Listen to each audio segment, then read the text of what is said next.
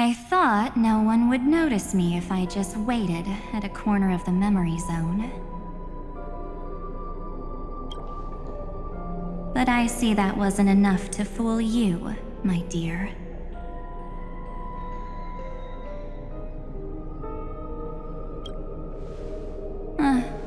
Looks like you're no longer that surprised to see me, even though I am an uninvited guest.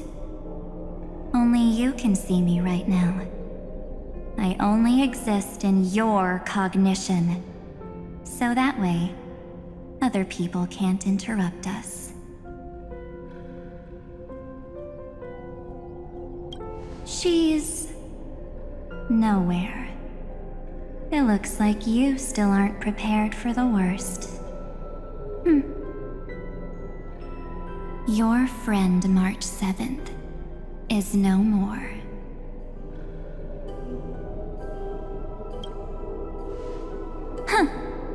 It's just like what she predicted. The truth shook you, just like she said it would. March 7th entered this world long before you and Dan Hung arrived at Amfореus. She embraced the path of remembrance to save you two, and burned away like a lone candle in the fog. And I am the shadow cast by her candlelight. I've been hiding within the cracks of time all these years.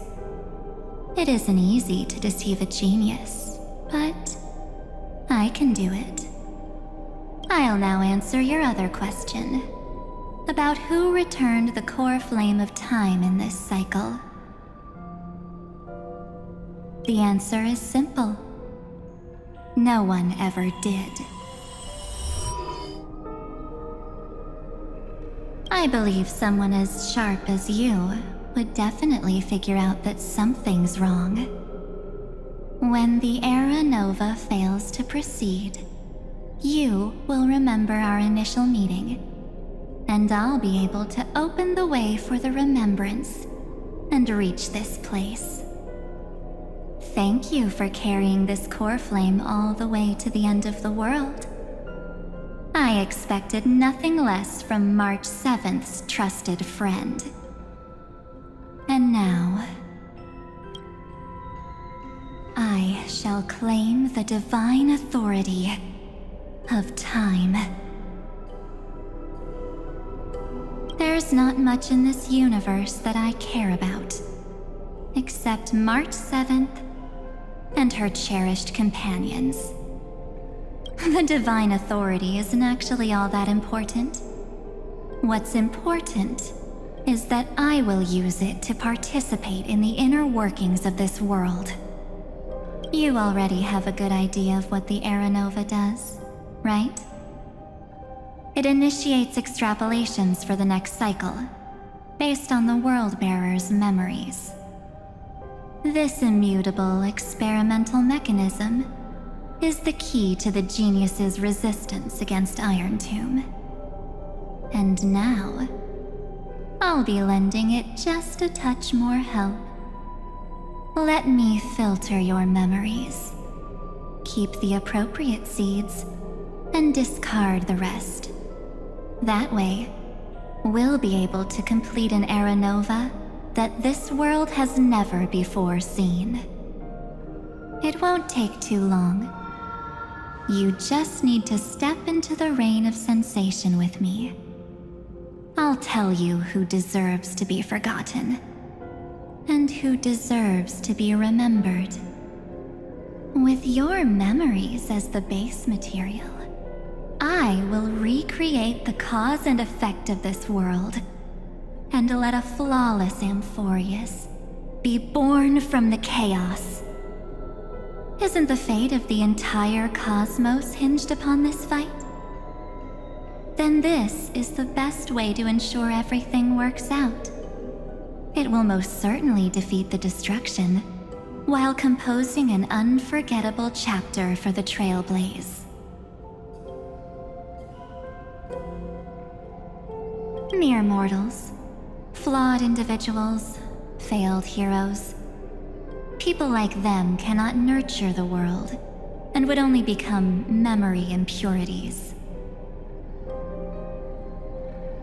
Yet being forgotten is the normal state of life. The universe is like a wasteland, filled with rubbish, where occasional treasures lie undiscovered.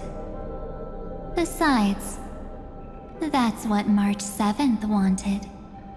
If a new life is to be born, its seed has to be dead. March 7th made a wish to me before she disappeared. Her only wish was for the Trailblaze's journey to continue, without an end. I'll definitely fulfill that small wish for her.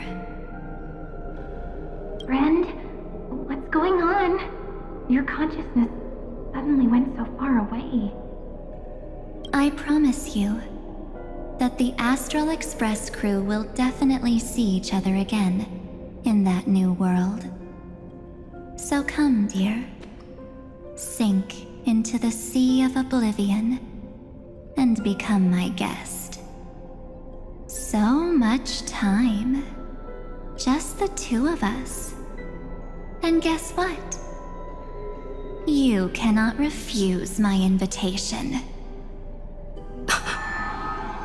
Because this Memoriatide comes from your companion, March 7th. It's her deepest and innermost memory. You're awake, my March. What? You don't recognize me?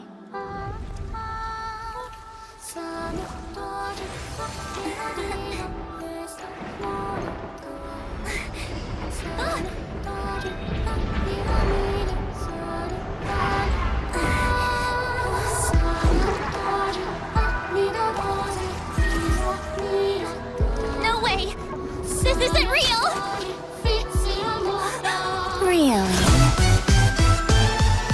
Are you sure? March!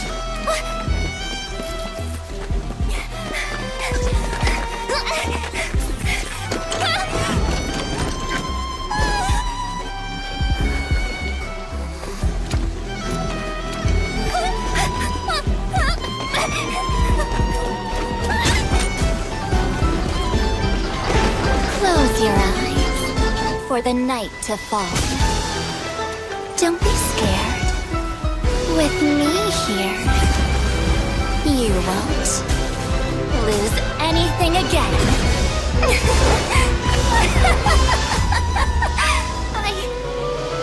I remember you!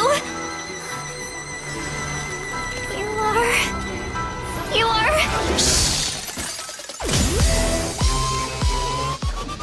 When you wake, it will all be over.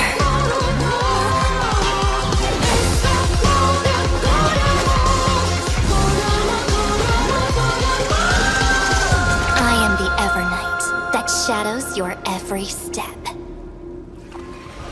Forgetting me was your greatest fortune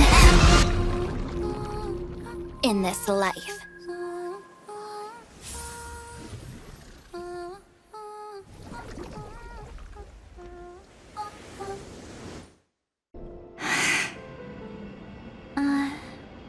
Well, I'm not actually all that surprised. I saw you ages ago, after all. It was on that night when a certain knight of beauty dropped by uninvited to the Astral Express. That was when you showed up, without even saying anything. Huh. I see.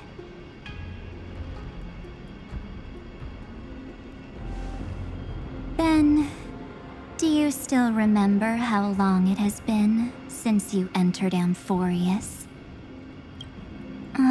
That's gonna be tough to answer. 97 days. You walked every inch of this world in 97 days. But unfortunately, no one was able to see you. And you weren't able to interact with anyone. Like how the memo keepers renounce their flesh and turn into mimetic entities. You are now a ghost. A being. Unperceived by all. But I can't just do nothing. This world is super terrifying. She and Don Hung have already set off. The Astral Express could appear on the horizon any second now.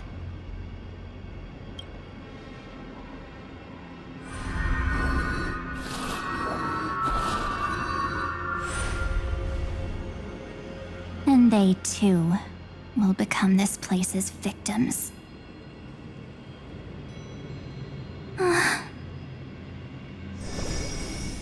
For ages, I've watched people walk through that door. They couldn't see or hear my calls.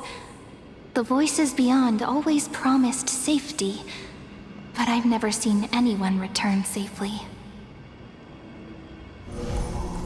They are all humans who got lured into this place. But these people's memories were tampered with. That's not what happened with the Express crew. That's so cruel. Did the memo snatchers do that? I don't know. I only possess your memories. None of these people managed to break through the sky's seal. There's probably a dangerous reason as to why Amfореus had remained undiscovered for so long. Anyway, back to our initial topic. You gotta know something, right? We practically look like twins. Maybe you know a thing or two about my past? Or any hidden powers I might have? Please, tell me what I need to do to protect them. Have you ever wondered what the word cost means before jumping into action? Cost? Shouldn't I be the one asking you that? Oh. You always hid in my memories. Never wanted to come out. The only times you showed yourself were when I got into serious trouble. That's because you also don't want to get discovered by the garden's observers. Am I wrong?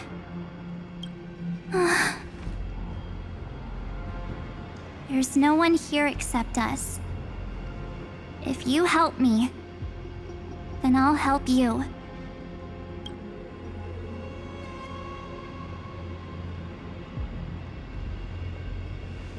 Fine. Let me drop a single pebble into these stagnant waters and watch the ripples reshape everything. But you must polish this pebble with your own hands, and it will require all of your memories. What will I turn into after that? Maybe you'll turn into a guiding light. Or maybe you'll be reduced to dead embers. I can't guarantee that you'll remain the person you are now. Inside you is nothing but an Evernight. Even I can only catch a tiny glimpse of it. If this is the only way, then I don't see why I should say no. Besides, the mastermind behind the show is about to find us.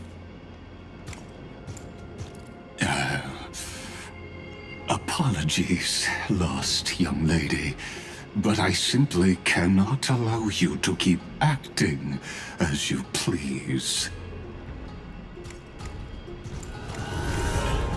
So, he can't see you, huh? As expected.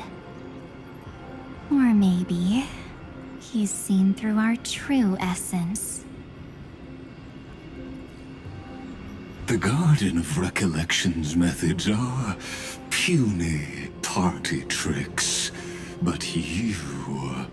how did you overcome the ultimate protocol? Looks like we don't have time to keep talking this out. That's right. Some opportunities will never come again.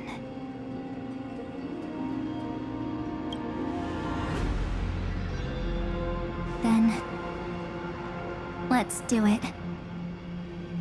Offer up all of my memories. Cast down this pebble, and let everything in this world Be swallowed by the torrents of oblivion.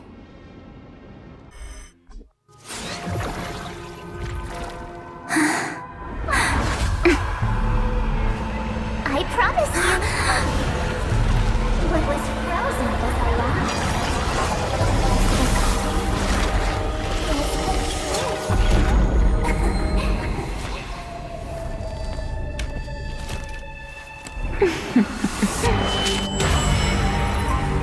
Now, let's bring the true Evernight to this world.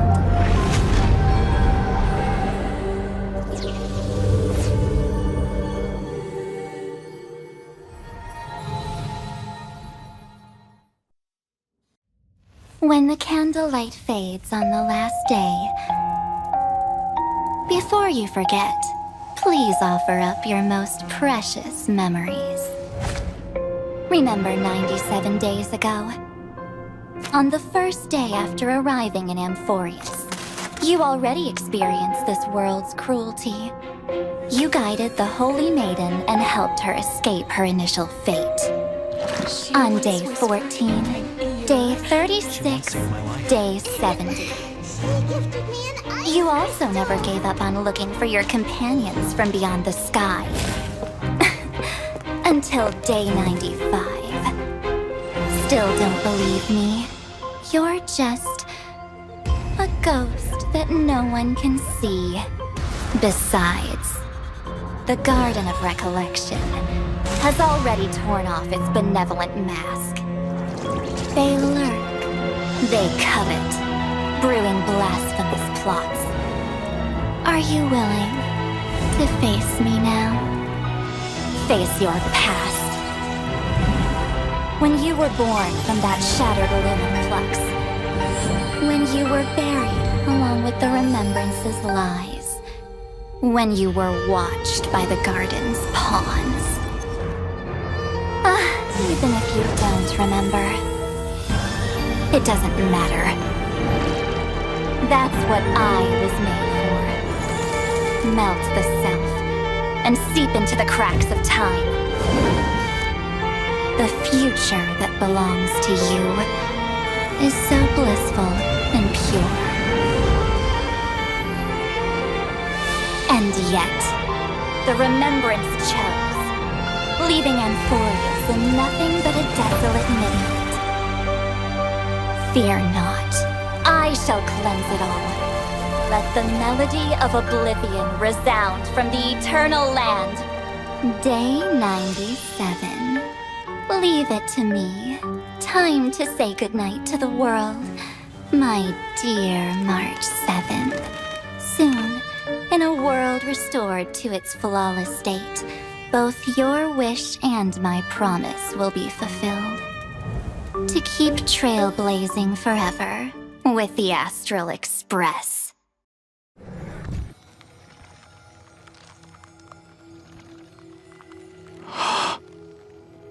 This isn't a dream after all. Based on what Madame Herta said, Dan Heng should already be on his way back. But the Express hasn't detected any traces of him.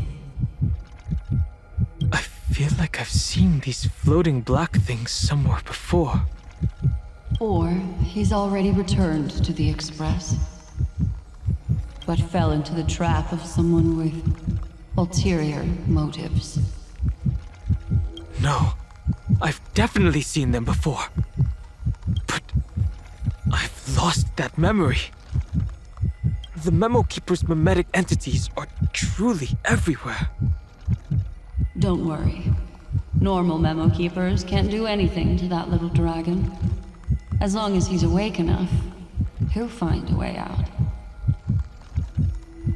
All he needs is a little concentration, patience, and resolve. Hearing you say that makes me feel much better. Dan Heng has all of the qualities you mentioned. I don't know what your intentions are, but as the guard of the Astral Express, I must ask.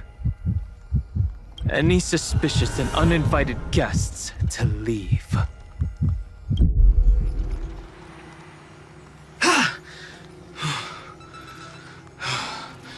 Is the trap now taken care of?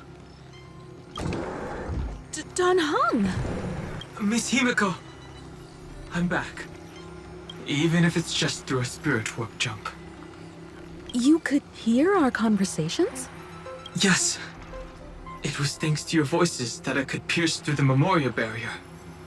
Although, it was not a wise decision to let a memo keeper of unknown origins board the Express. Can't argue with that. Miss Black Swan has been on the crew's side ever since things started going wrong in Amfореus. We can trust her. So many baffling things kept happening one after another. I don't even know where to begin. I wish I could have returned with better news. Don't blame yourself. You're all safe and sound, and that's good enough for me. Are she and March 7th really safe and sound? As a matter of fact, while you were on your way back, Amphorius' circumstances changed once again. And these circumstances have something to do with the two you just mentioned.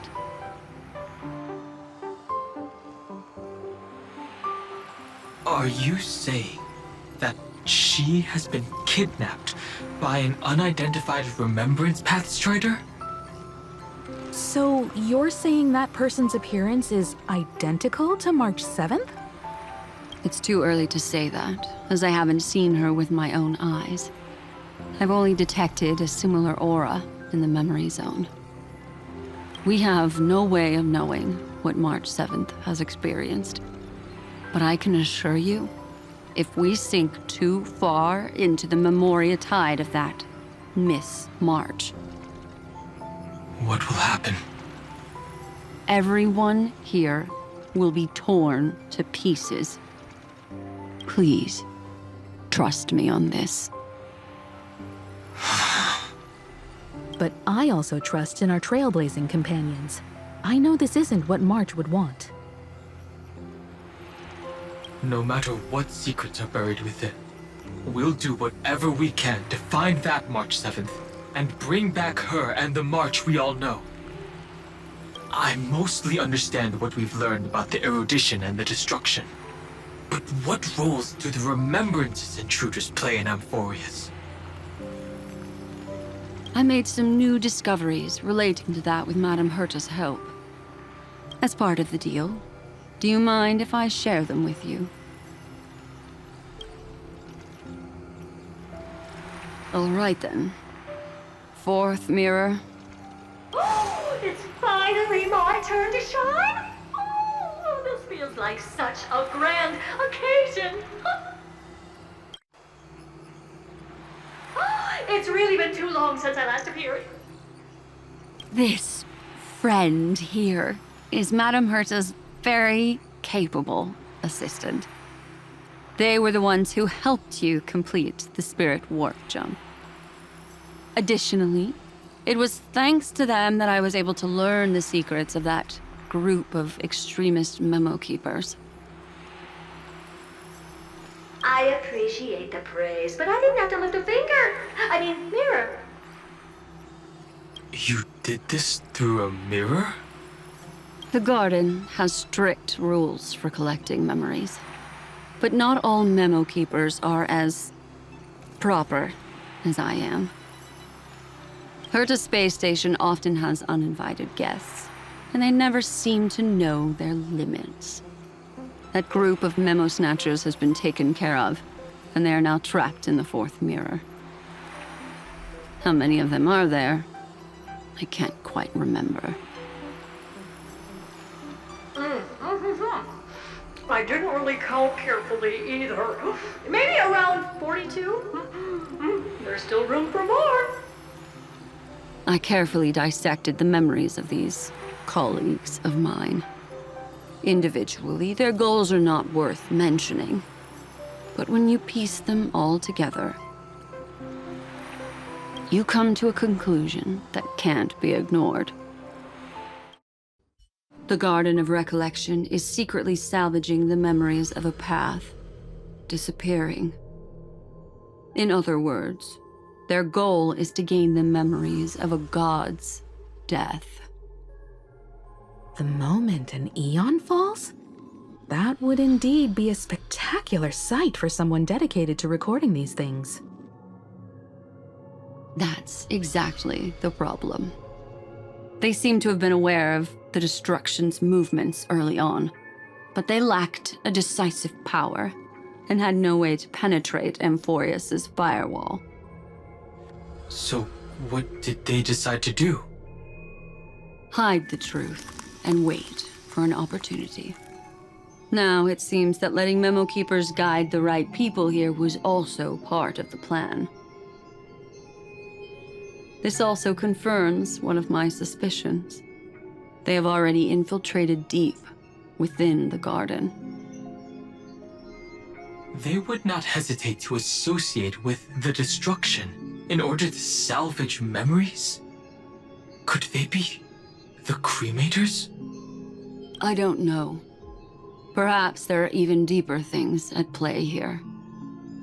The majority of memo keepers believe that when the universe inevitably reaches its death, unable to sustain increasing entropy, Fu Li will use the memories of everything to reforge the cosmos.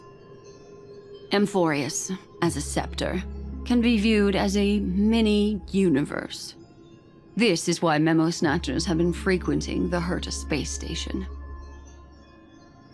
Without a doubt, these extremists wish to record the cause and effect of Iron Tomb's destruction of the erudition.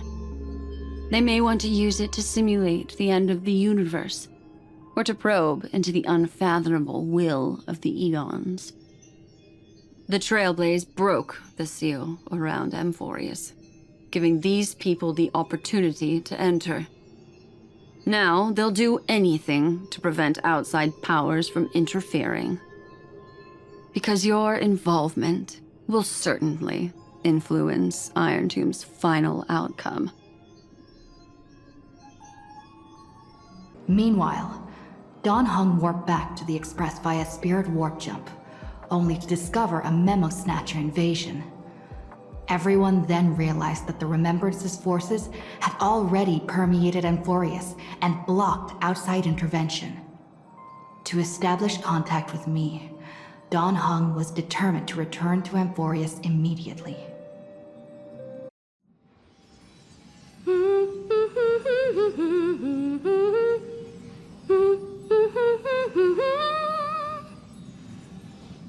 You may notice a hint of sweetness in the air. That would be the fragrance of the 7-colored bath salts from Marmoreal Palace. A truly splendid journey, if I may say so. With the Era Nova now complete, you have granted the hero the perfect conclusion.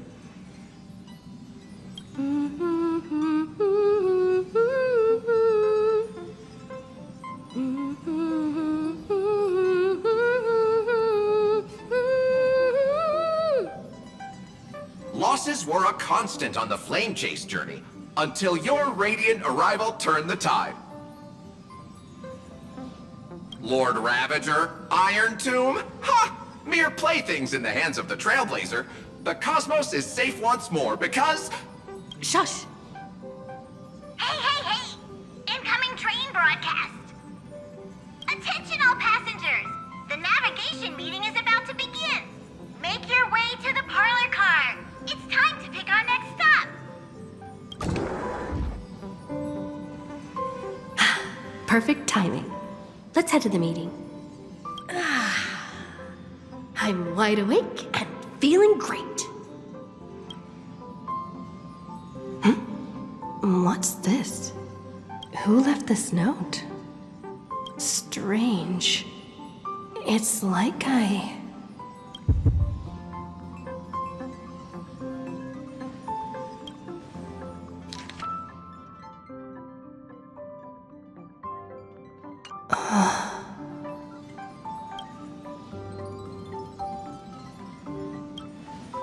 March. When did she leave this here? I didn't hear a thing. Whatever. I'll go ask her myself. There's a new painting here. All I did was take a bath. How did so many surprises pop up? Better step forward and take a closer look. What's this?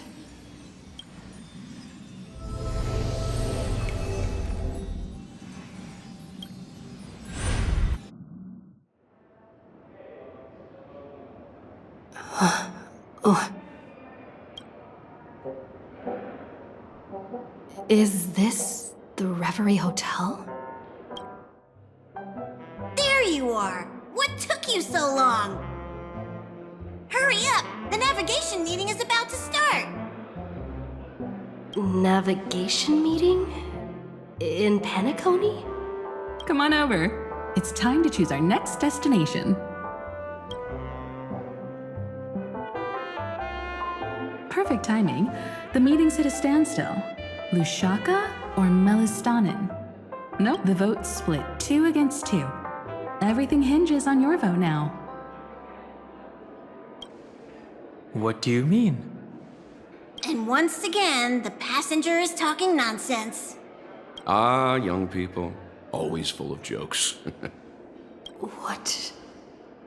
Their reactions? What's going on? Oh, I get it. You want to play a game with us, right? You said you didn't see March. True, she might be hiding somewhere in the lobby. The objective of the game is to uncover where she's hiding. You're her closest companion. If anyone can do it, it's you, right?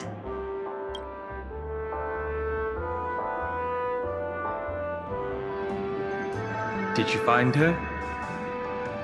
No, it's a futile game, isn't it? In truth, you don't have to go to such lengths to find March 7th. Because in this memory zone, March is everywhere. We're protecting March 7th's wish. You... You seriously can't sense it? She doesn't want to say goodbye to the Trailblaze. She wants to keep traveling together, forever and ever. We are her memo sprites. For the sake of her wish, we must give it our all. Finally, the timing is just right.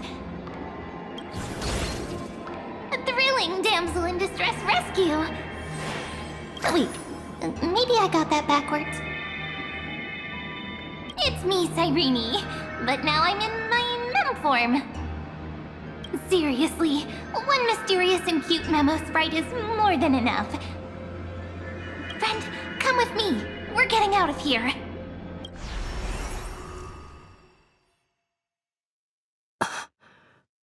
Where am I? The space station. Where it all began for you. Looks like we made it. What's that? Silverwolf.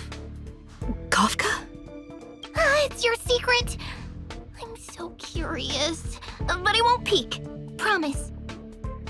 When I first met you, I remember they were there in your memories too. Yes, this memory is all too real. And so heavy. Want to take a closer look? Go ahead. Think of it as a glimpse into the past. I'll stay right here. I promise not to disturb you.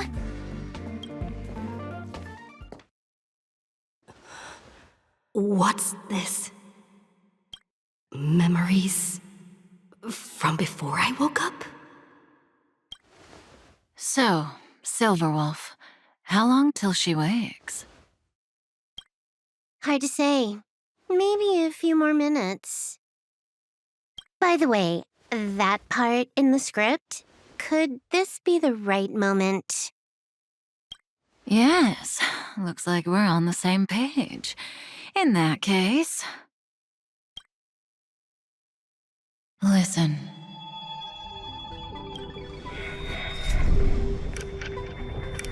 Remember these words, then forget them. Let them slumber in the depths of your memory until the day they are awakened once more. On that day, your journey will intertwine with the remembrance. In nearly every possibility Elio has foreseen, it leads to a great crisis. You'll face betrayal, lose your way, and seek answers. So before you hear these words, I don't want you to consider this a prophecy. You arrived at this moment because of the decisions you made. Huh? I don't know what you'll have endured, or whether you'll still believe in me. But if there's even a trace of doubt in your heart, I hope these words can give you strength. It was a wish from the cosmos that set you in motion. And in the tale where you are the protagonist, the stars themselves will defy the destiny of finality. Mark this number, 4. According to Terminus's prophecy, 4 paths will push the cosmos to its end, and on your journey, you shall encounter them, one by one. Destruction, harmony, nihility, and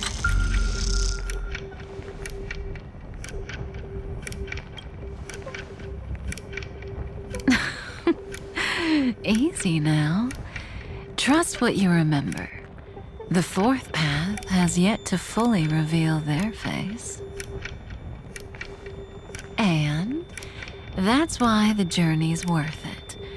Even in a predetermined script, there's room for us to mold possibilities into shapes we prefer. So listen, take this guiding principle, then forget it. Let your own will be what expands your journey through life. As in the past, even while achieving so much, you never let go of your pursuit of freedom.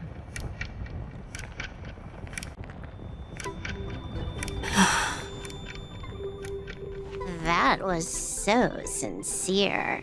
I might actually tear up a little.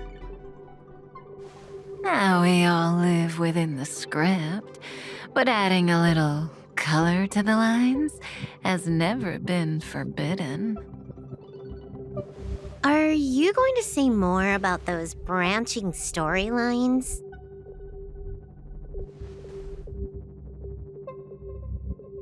Never mind.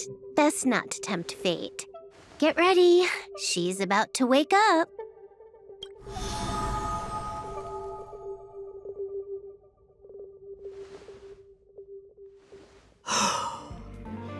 Come back to yourself. Kafka said that when my link to the remembrance deepens, this memory will resurface exactly when it needs to. And an inevitable crisis will surely follow. But even a Stellaron hunter can't fully grasp the trailblazing journey. Just as I thought. It all begins with March 7th, doesn't it? Even if the Express had never arrived at Amfореus, her secret would have come to light eventually. If that's the case, then there's nothing to fear. Collect yourself, and go find Cyrene.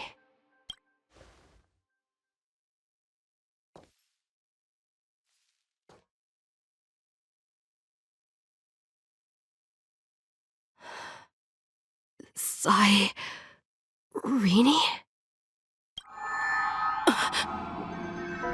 It's a breakthrough! A breakthrough! How could that little pink girl possibly beat us? Little one, you really don't know how to behave, do you? You were meant to stay in those beautiful memories and wait for all the disasters to pass. Oh, triple-faced soul, cast your light upon us. Let no darkness remain concealed. Sunday? Raise your hands high and embrace this boundless light.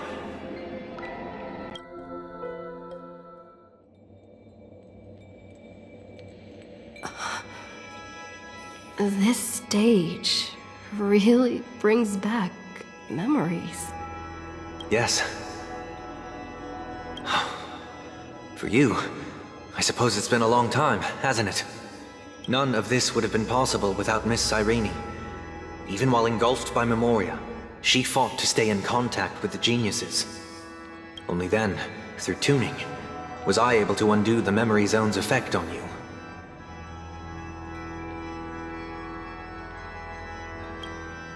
Step onto the stage first.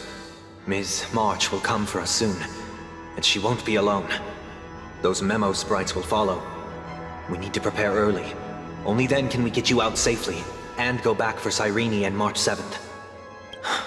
Please, be careful. Amfореus is being overwhelmed by an unusually violent Memoria tide. I'll do all I can, but even that might not be enough. Yes, Madam Herta. I've made contact with her. Understood. I'll carry out my part as expected. Quite the dazzling nest you have, little bird of the harmony. Your grasp of Memoria is unexpectedly profound, but playtime's over. This ocean we created, according to her wish. This journey that flows on, without end. Don't any of you think about interfering with it. She's coming. Is it me she's after this time?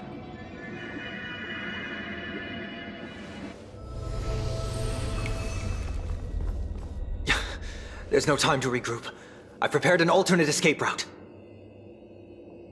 Wake from your slumber and return to reality.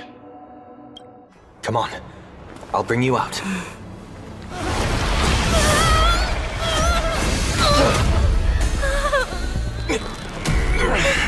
Ow. Self-righteous past rider of the harmony. You think you can do that? Next time, get a memo keeper instead.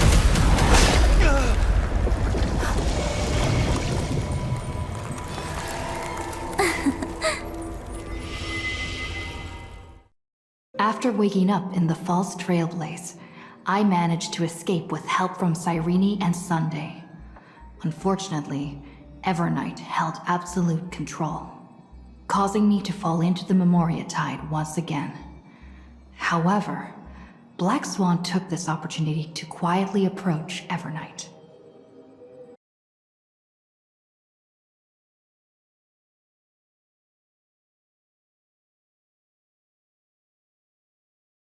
Dawn Cloud. I have witnessed 30 million futile ends atop this cliff. You may not agree with me, but I've always believed that this number has made me the person who understands Kozlana the most. This is also where he decapitated me on that day and pointed his sword at the Aeon of Destruction. He suffered a tragic defeat, but also achieved a legendary deed. A drop of burning golden blood.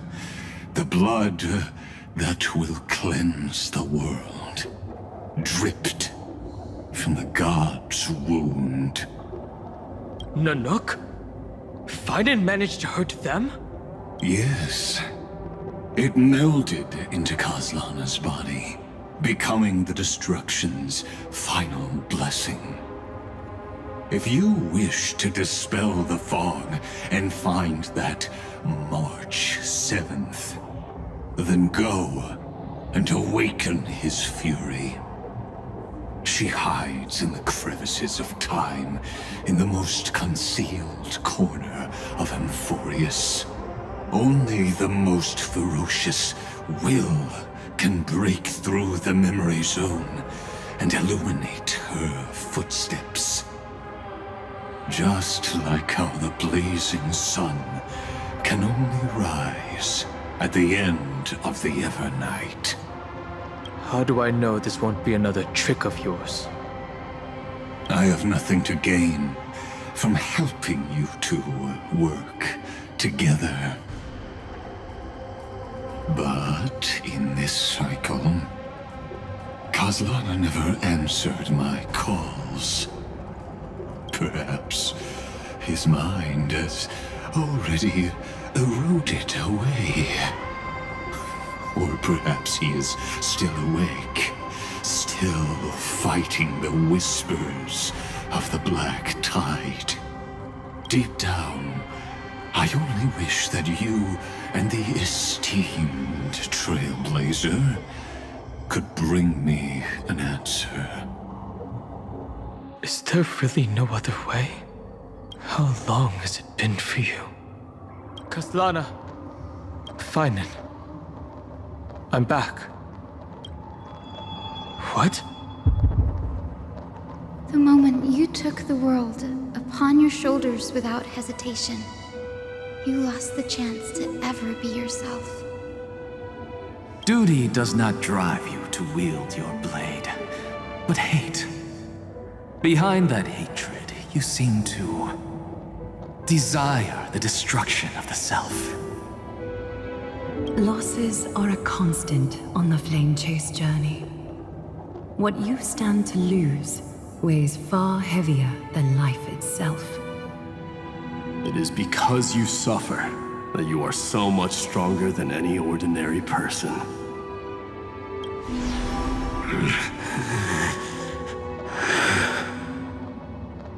Partner. And Dun Hung. You still remember us? Those two names are like brands. Then I'll tell you that those two names only appeared for a blink of an eye in your long journey. But we once fought together to protect this holy city beneath our feet. And we witnessed each other's resolve at this very cliff.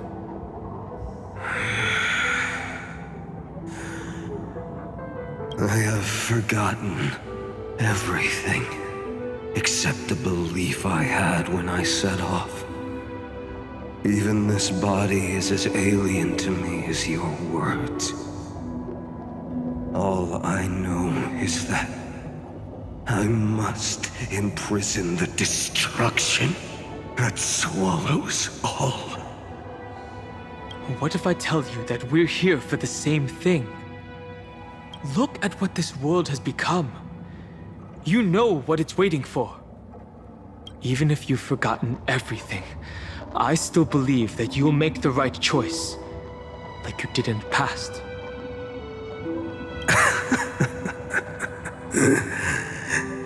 When have we ever had a choice? When were we ever masters of this world's fate? Even though I shoulder the dreams of millions of lives, I could only forge the destruction's evil will. No. Everyone I know is dead. And the world I dared to save has been torn to pieces. So, be gone. This body never existed to carry out deliverance.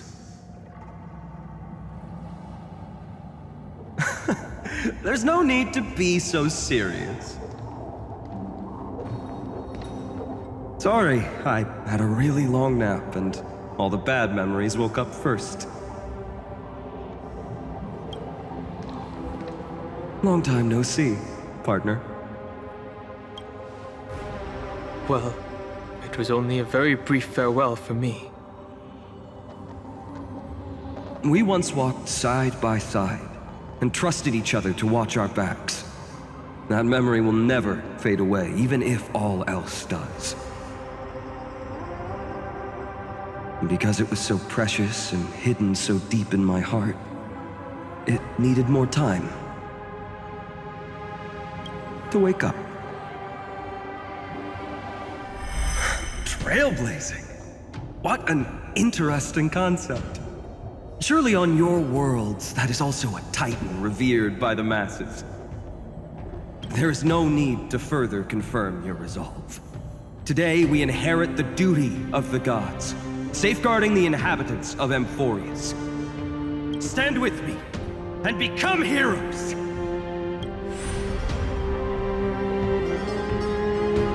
Did you hear that? Heroes! I have never forgotten the weight of that word. Even though I am no longer a hero, and the only thing remaining in me is the boundless flames of wrath. But lighting a fire can also illuminate the path ahead.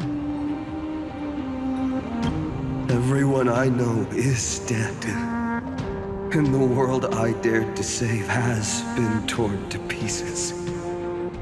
But there is still a group of heroes that I know. And they will bring the true tomorrow to Amfореus.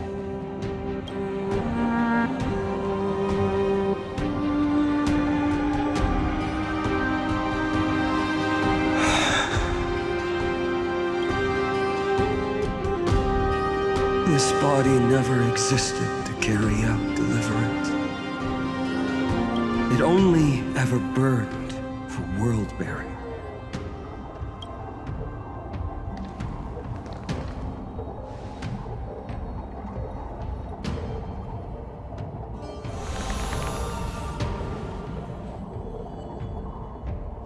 So, I'm going to head towards tomorrow first. Don't make me wait too long, Donna. Partner. Deal. What if we were born from the destruction? There is no need to question your heart. No need to crave victory. If I am born to be a vessel of sin, then I shall roar at evil and trailblaze a dawn for future generations to come.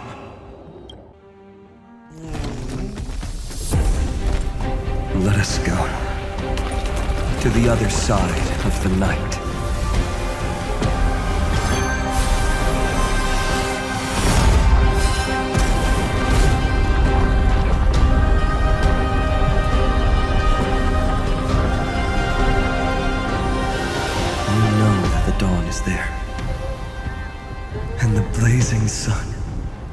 destined to rise.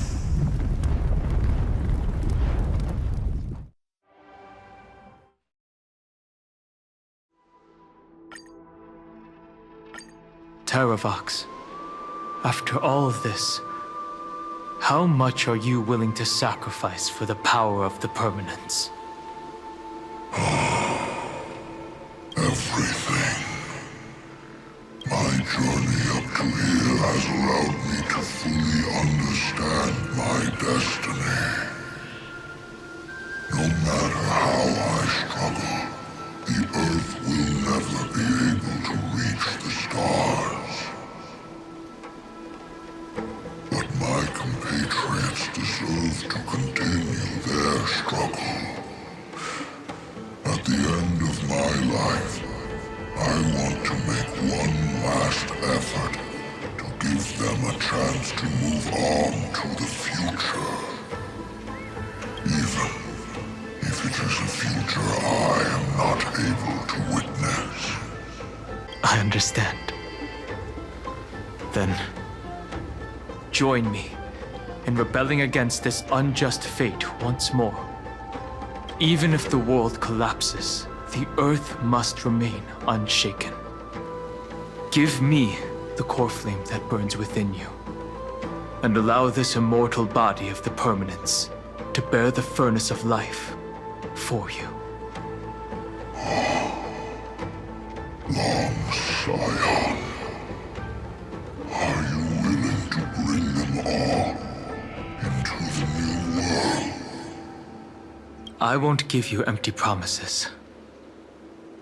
Allow me to answer your question from a different perspective.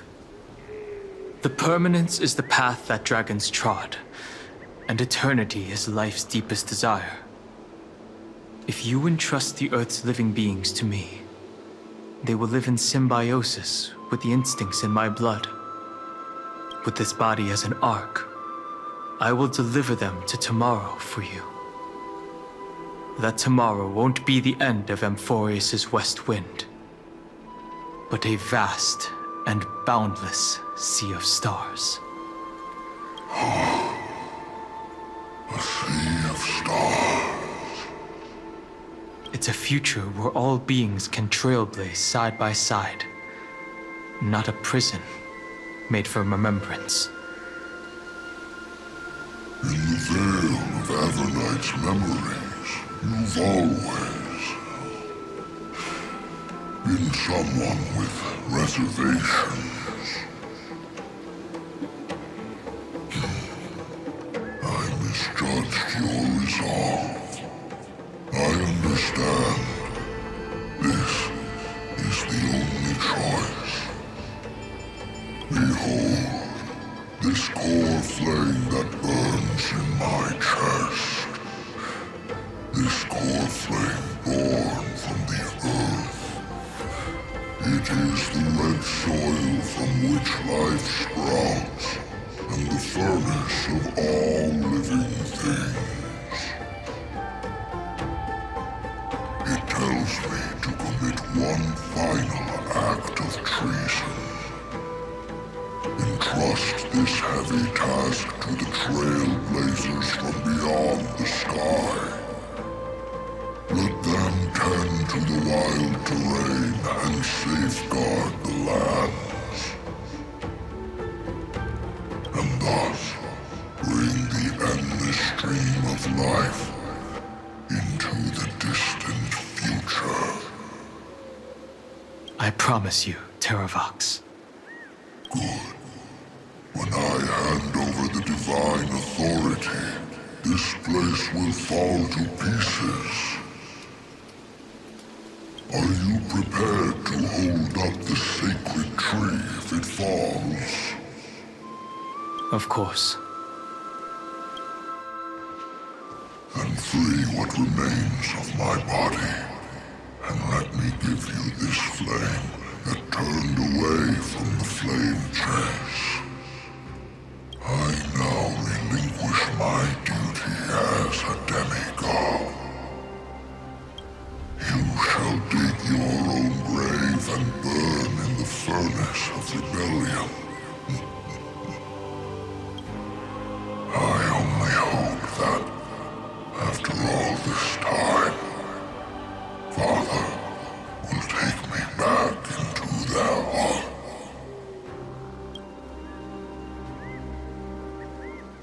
Come, crouching beast, for the endless life of this world.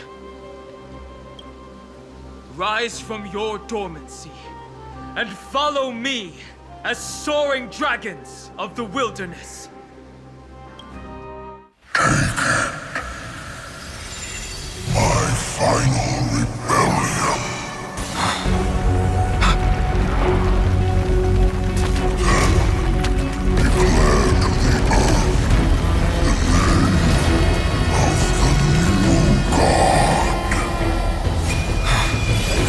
of the new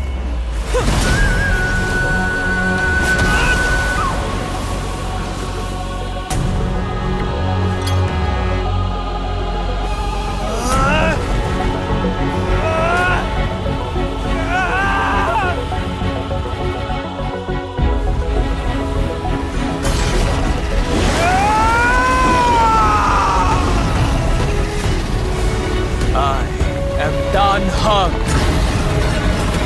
One who guards the trailblazes' way forward.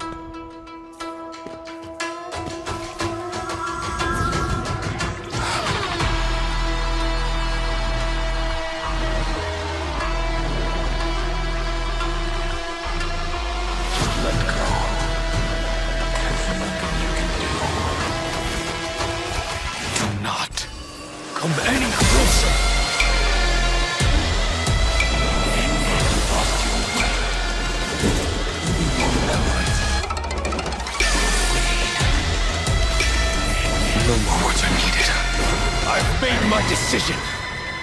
I will find them!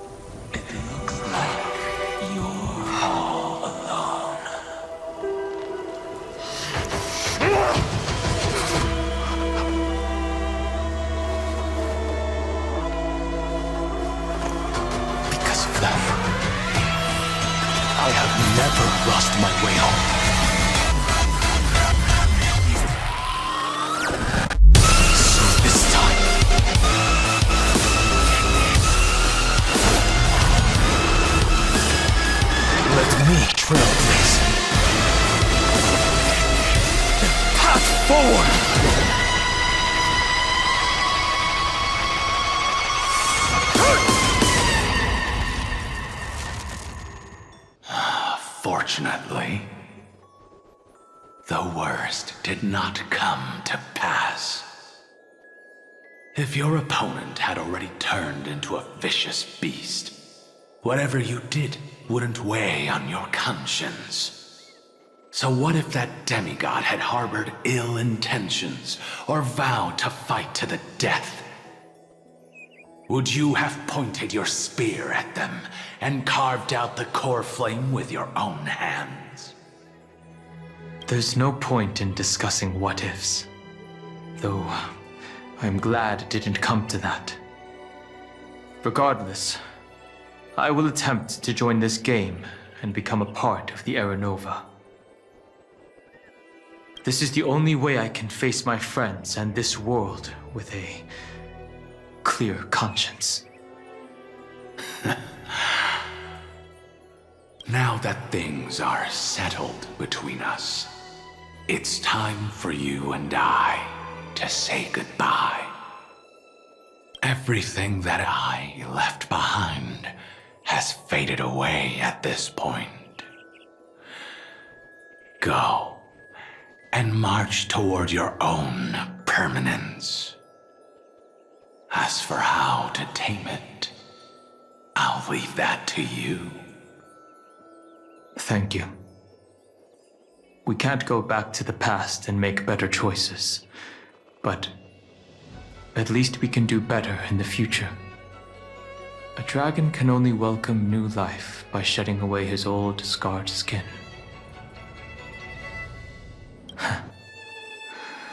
For the first time in my life, I feel at ease.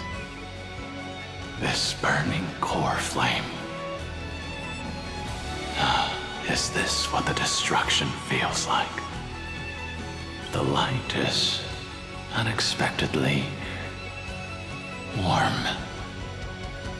It's just like the fleeting moments when one wakes from a dream. Farewell, Danfeng. Now, it's time for me to set out once more. Circe's giant tree, witness to Amfореus. This time, I will follow its roots into the ancient earth until I find you. On this journey, I will become the bedrock of mountains and bear the cities above. With the currents, I merge into the tide, crashing upon the land's jagged reefs. I sweep across the nameless barrens, scattering endless snow and frost. Entwined in the cycle of day and night, into the deepest depths of this world, adrift in the darkness that was before all else. When can I lead you out of this maze? No, I can't do it with just my eyes alone. Maybe it was never me. Maybe it was always you who could set us free. Long time no see. All right, let's settle this and keep moving. That's where we will all find our answers. Hey, Danhong, wake up. Three of a kind. Two pair. Ace. Go.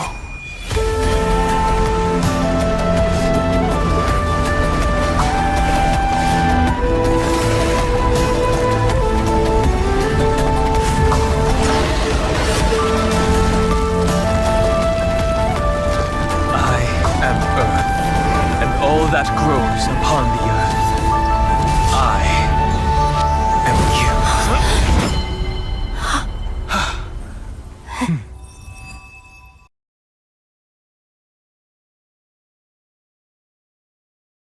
Those who are lost remain lost, while those who have met will meet again. What a touching scene.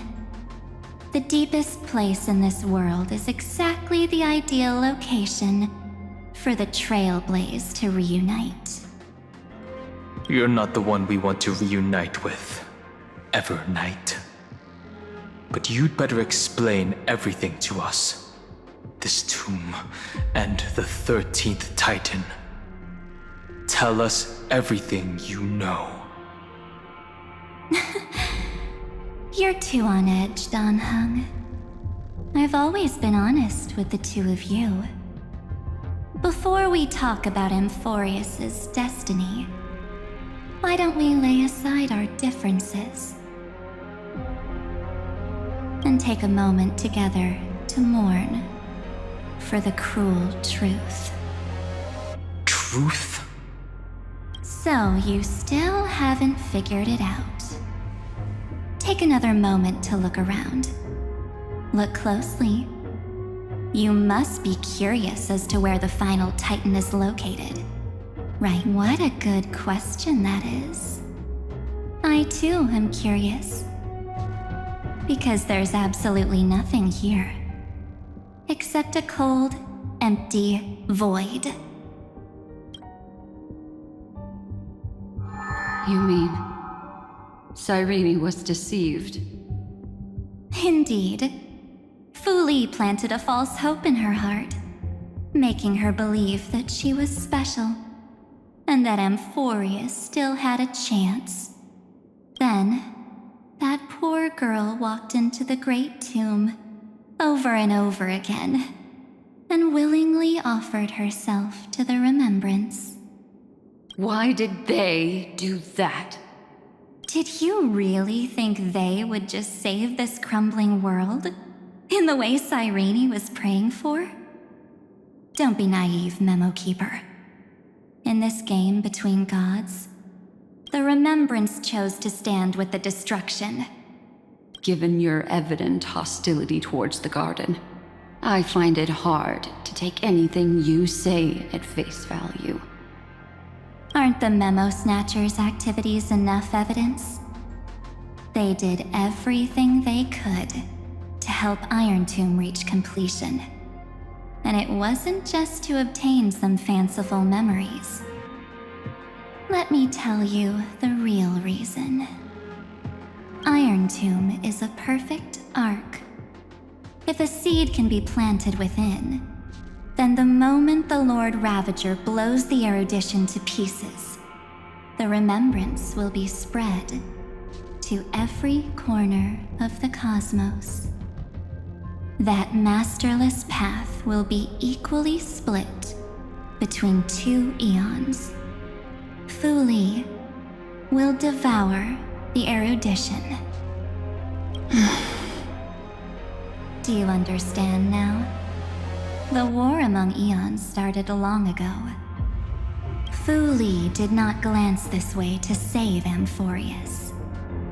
They will drain this world dry and turn it into a most poignant and tragic poem.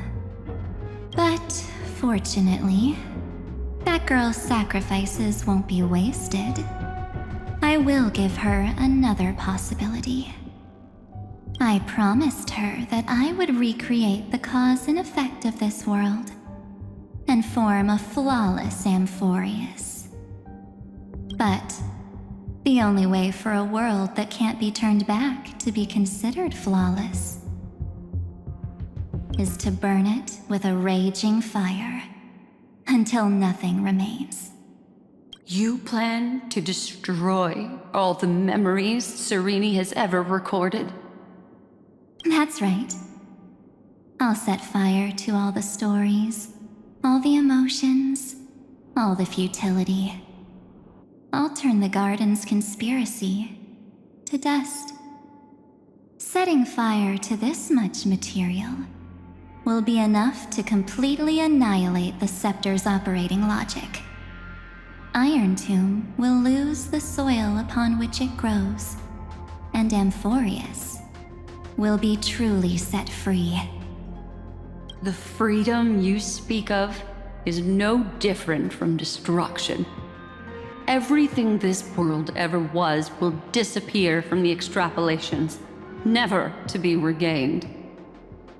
That would also include your memories, by the way. That's right. That's why I needed your help, little bird. The more we walked together, the more I was convinced that you have a beautiful Dharmakaya.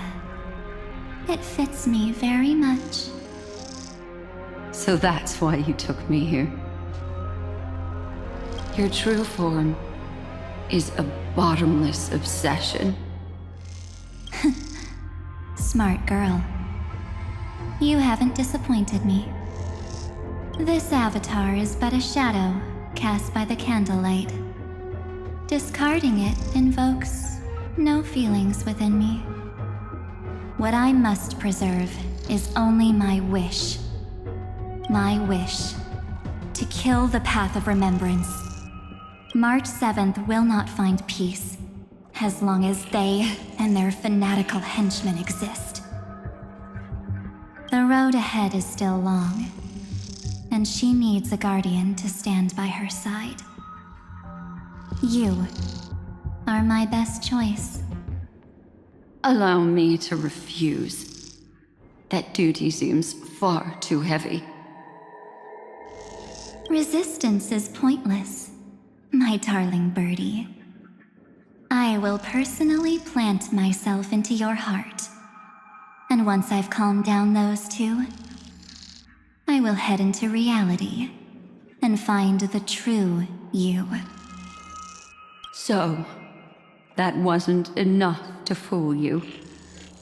A genius's mirror trick and a protective mechanism of the erudition. Is that right? Those layers of security do make things a little difficult.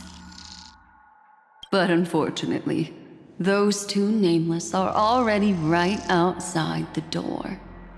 Your plan is about to encounter a few mishaps. Until we meet again, Miss Evernight. Will you still not stand with me, my companions? We'll save the beautiful cosmos, and we won't leave even a single scar behind.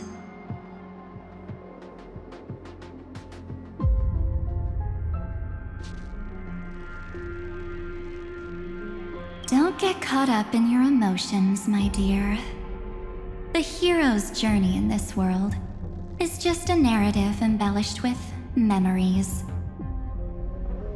Its essence is nothing but a string of zeros and ones. For your own sake, and for the sake of March 7th, I think my choice is a very reasonable one. Come. I hold the core flame of world-bearing. Just fall asleep, and we'll save the cosmos.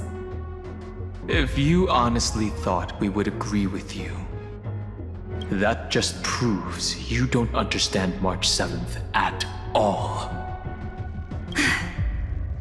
Seems like I really can't get along with people like you do.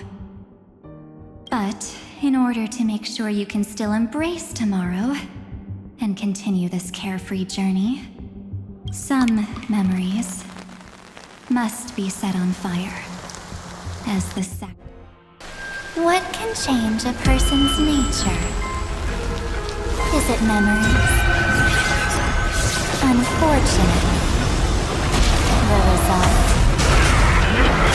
is just the opposite.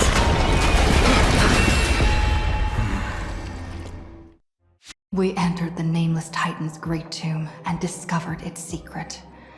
Across the 30 million cycles of eternal recurrence, every incarnation of Cyrene had come here, offering herself to the remembrance. With Black Swan's help, we found Evernight in the depths of the great tomb. It's time to end this. Return March 7th to us, and end this pointless conflict.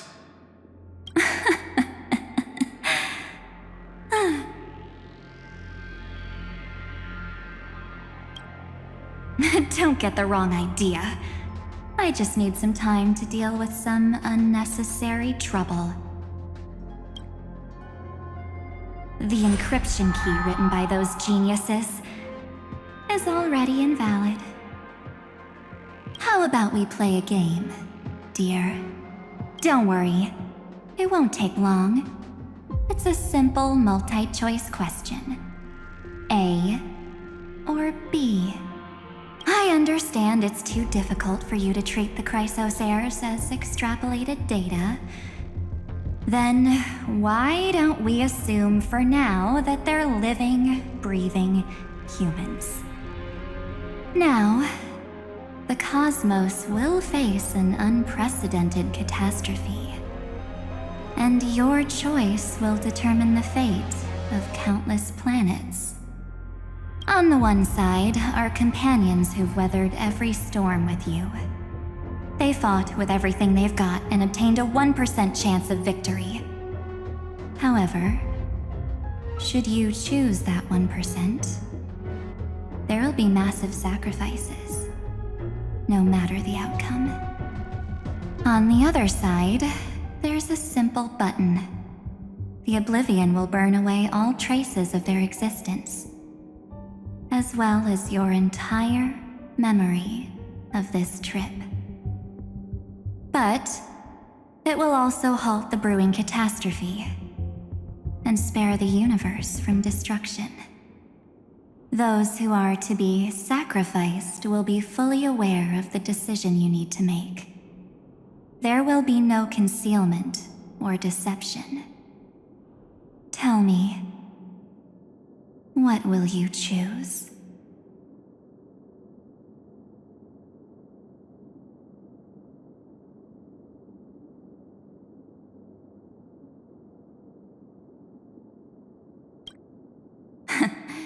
You're right. This choice is meaningless and unimportant. The only interesting thing is the number of people making that choice. I've just posed the same question to Don Hung. The answer doesn't matter. Let me see. Is this Trailblaze spirit truly as unified as you all claim it to be? Now, why don't you prove it to me? Wait! Cyrene? Another damsel in distress rescue plays out again. Still think you can do something, little pink memo sprite? What weapons do you have to stand against me? Besides your somewhat witty words? Don't underestimate me. Besides my charm and eloquence, I can stir up ripples of past reverie. What? We don't have time for endless chatter at crucial moments like this. Quick, friend! Take this! Take the shot! I can't hold on much longer!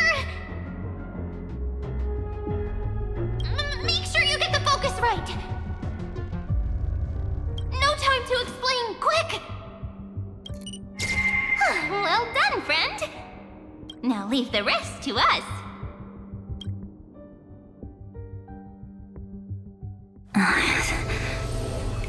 This is a light cone made from someone's memories.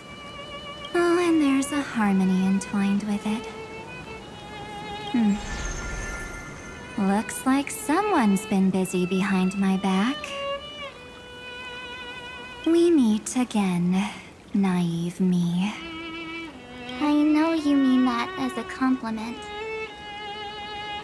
But as for the word naive, I think I'll give you that one back. Welcome to Ides Elysiae, a small village shrouded by the veil of Evernight. Now, this memory will also belong to you. Let's give you a taste of your own medicine. With my home as the inspiration, I've created this maze. Hope you like it, Miss Evernight.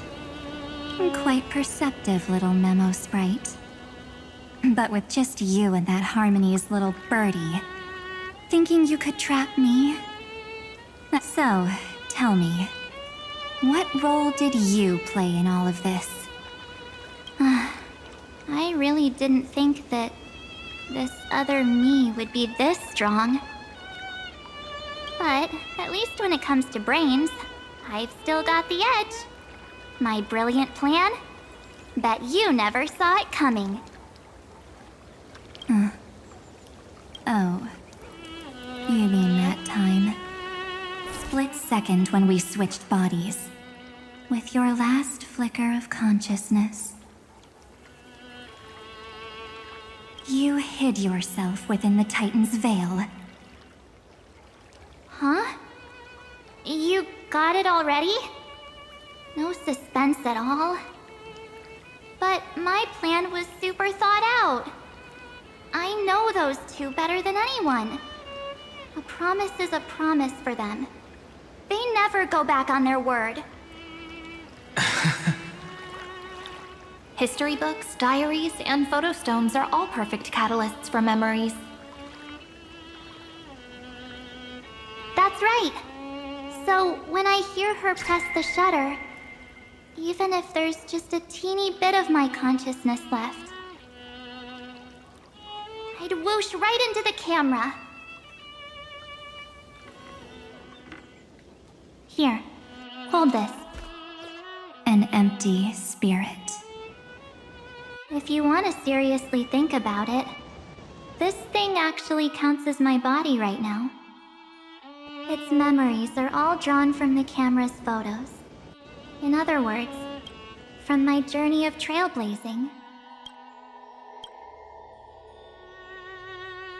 While I was awake, you were always sleeping.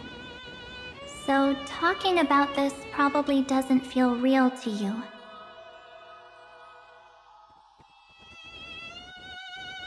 So, why don't I walk you through these memories all over again?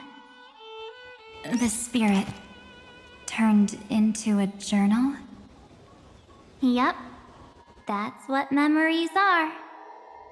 You don't know where they are, and you don't know what you actually remember.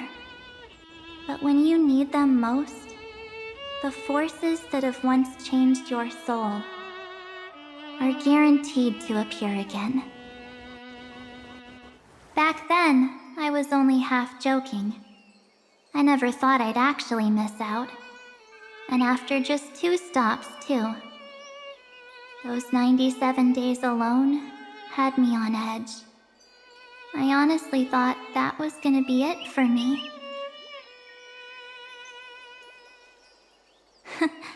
Thankfully, with my quick thinking and sharp planning, I managed to keep up with those two.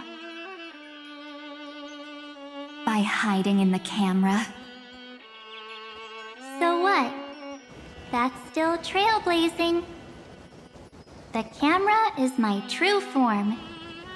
That might have been a joke, but it came true this time. Well, yeah, it was super inconvenient. I couldn't help them when they were in danger. Couldn't complain when they talked total nonsense. And watching her snap a terrible photo, I couldn't even control the shutter. But I stuck with them all the way, till where we are now. Together with them, I got to know this beautiful yet dying world. I claimed our first core flame on the flame chase journey. I met new companions, then bid them farewell. I inherited everyone's determination, carrying it forward into the future they fought for. One they can never see. Until my destiny becomes one with this world's, rewriting the predestined tragic ending, and returning to the true starry skies together with everyone. Only then can I pen the name March 7th. Into this hero's journey called Amfореus. Into this unprecedented trailblaze.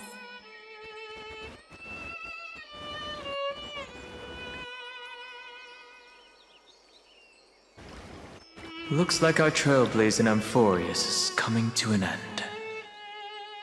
While we still have time, shall we pick out some materials for March's journal? Aha! No way we're skipping this one. Huh? When did you take this? Wasn't the storage cart full? I still had my phone. Scared now, Don hung the seal head. The first seed competitor with the ghost seal in the super duper fun seal slammers. I'm against including this photo, but suit yourself.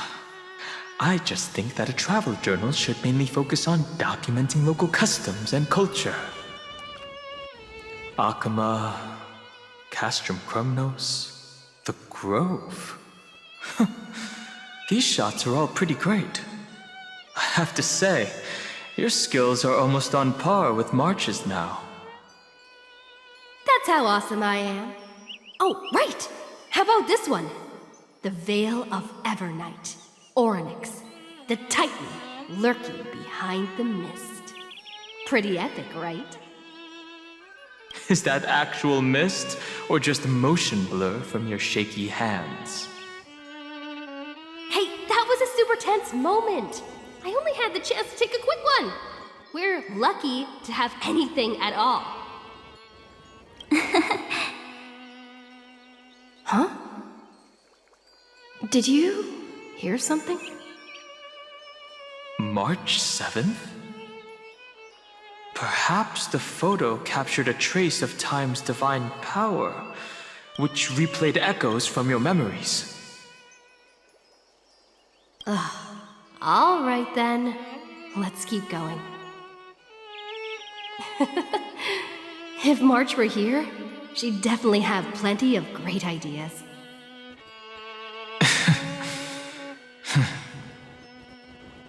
They went back and forth like that, discussing for hours. It was like they were arguing about which game to play. How to sneak midnight snacks from the dining car without Pom-Pom noticing. Or who was gonna wash Miss Himeko's coffee cup. Just like every other night on the Express. They've always been by my side. No one knows about my forgotten past. But no one holds it against me. That's because... We can't go back to the past and make better choices. But at least we can do better in the future. Isn't that right?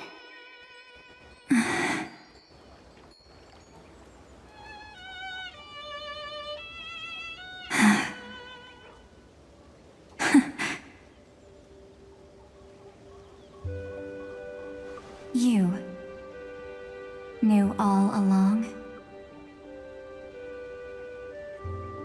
Yep. But I decided I needed to have a heart-to-heart with you first. I won't be afraid. Even if my inner world is nothing but an Evernight.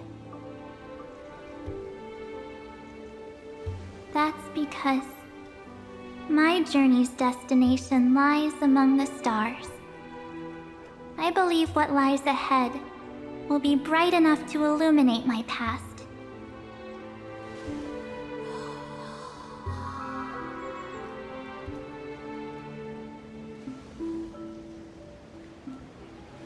Thank you for your coddling. But please trust me and leave it to me. Both my past and that obsessive oblivion will help me become even stronger than her and Dan Heng.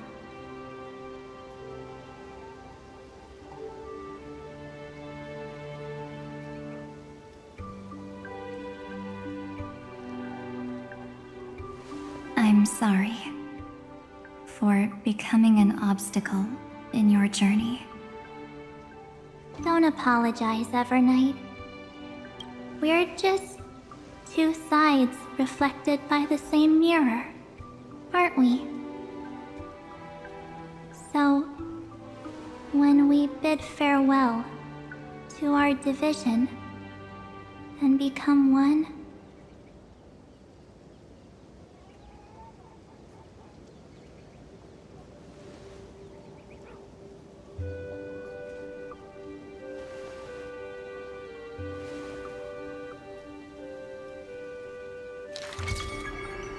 our memories will only grow more beautiful.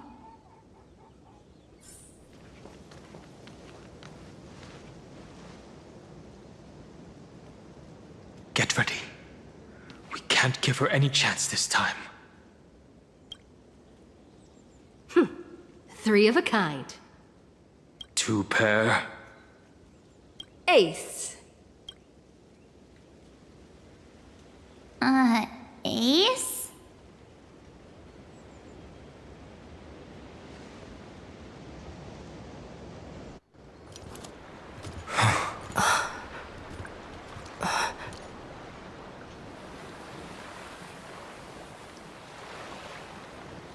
March?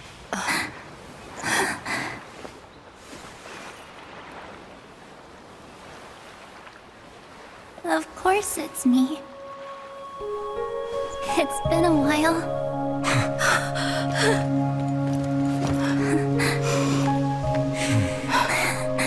Welcome home, March. I'm back. Finally, I can talk to you all at last.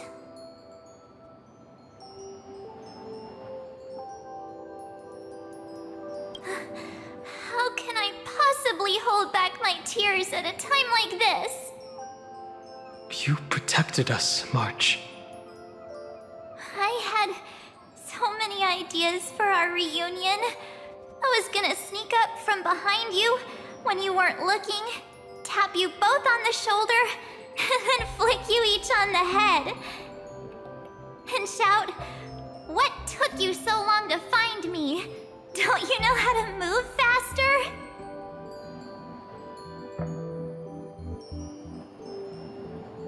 Stop being so serious. Aw. I'm just so happy. We both know that you've been by our side this whole time. This Trailblaze journey wouldn't be complete without you. We'll not only trailblaze into the future together and save the world, we'll also return to the Express together and head towards our next destination.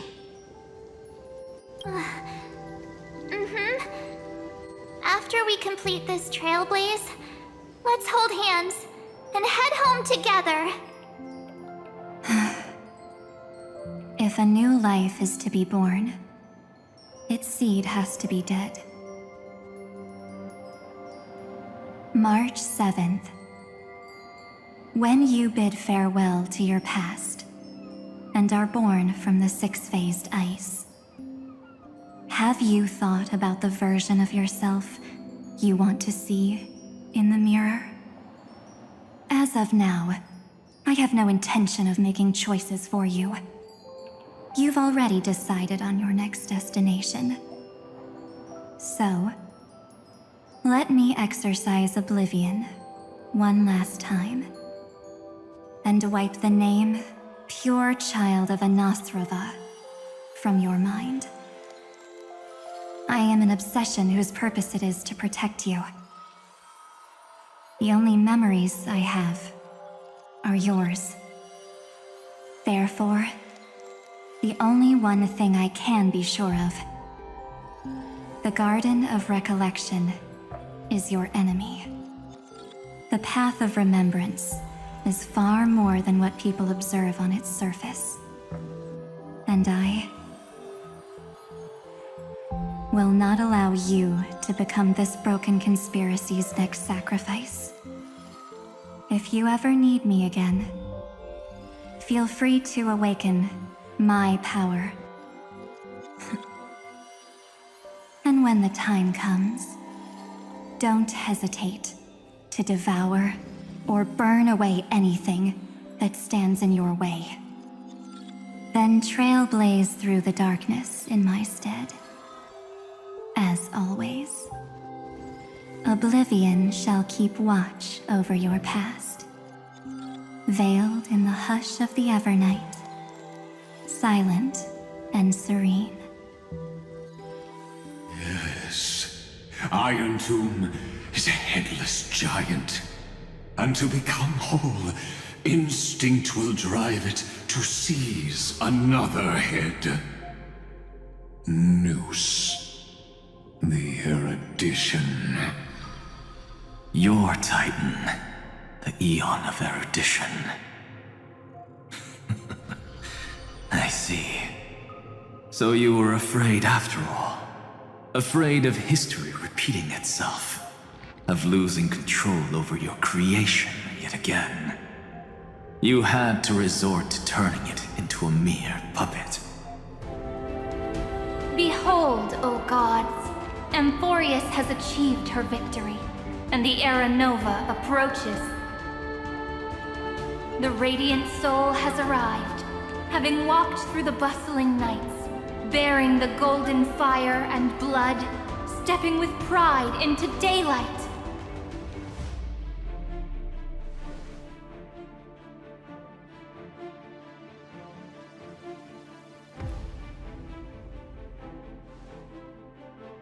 Amfореus! I do not call your name suddenly, or without cause. I come here to recount history. In this world, they fused burning golden ichor into their bodies. Will destiny remember their names in days to come?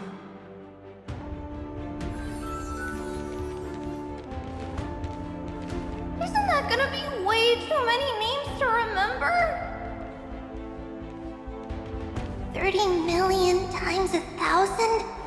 No, wait. Times 1,001. Oh, let's not get hung up on that now. If there are more of us, then there will be more passages in Amfореus too.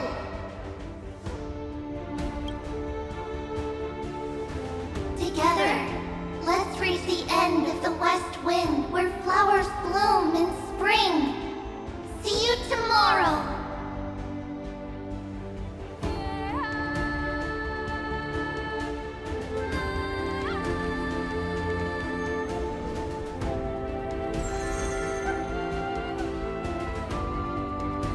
Now, the people of this world will no longer be bound by a single rule, but will make their own laws.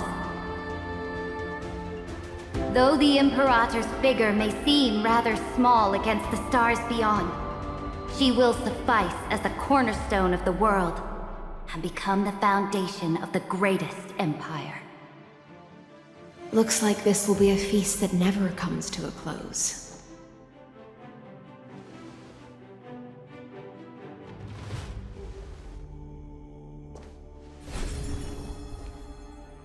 May the fish never leave the ocean, and may the days ahead shine like pearls.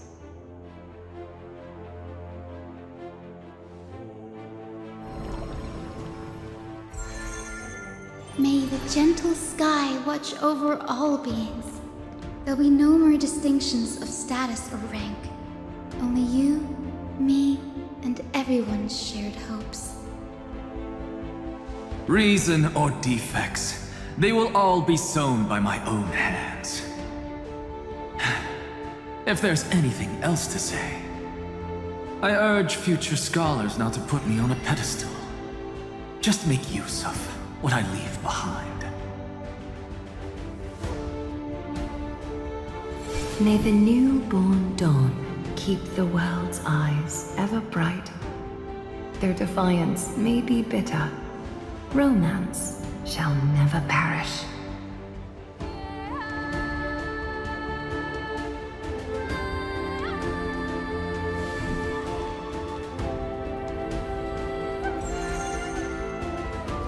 In the name of the son of Gorgo, warriors shall fight for strife, not with glory as their end, but to march forward in its light.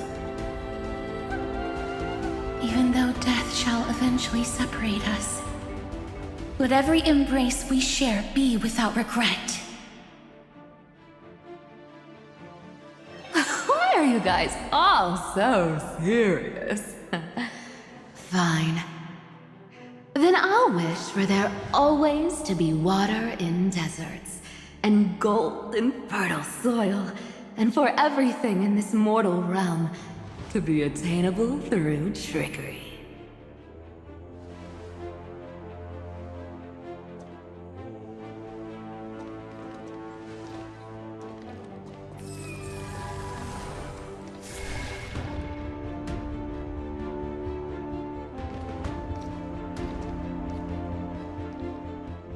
Earth shall protect the past, present, and future, eternally sustaining life. Is it my turn?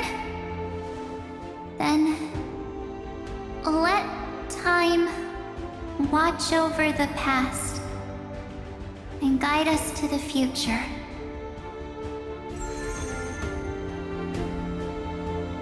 Just like the Trailblaze. It isn't like you to be this serious, partner. Are you hesitating about how to carry out the divine authority of world-bearing? Or do you already know the answer in your heart?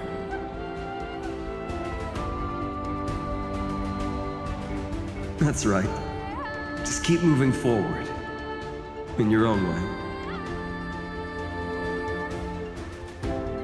Bring a true dawn to Amfореus.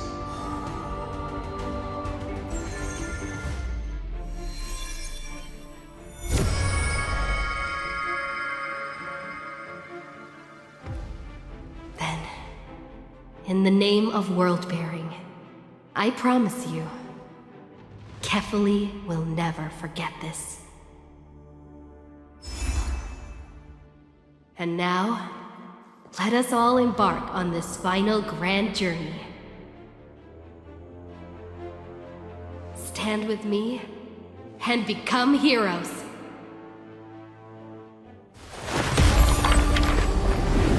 Turn over this nearly eternal page.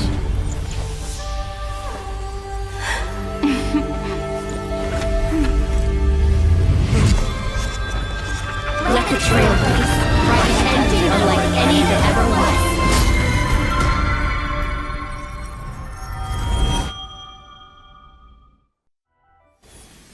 In the legend's ending, the world was pure chaos. Then the gods cast down the core flames, and the Titans were born within.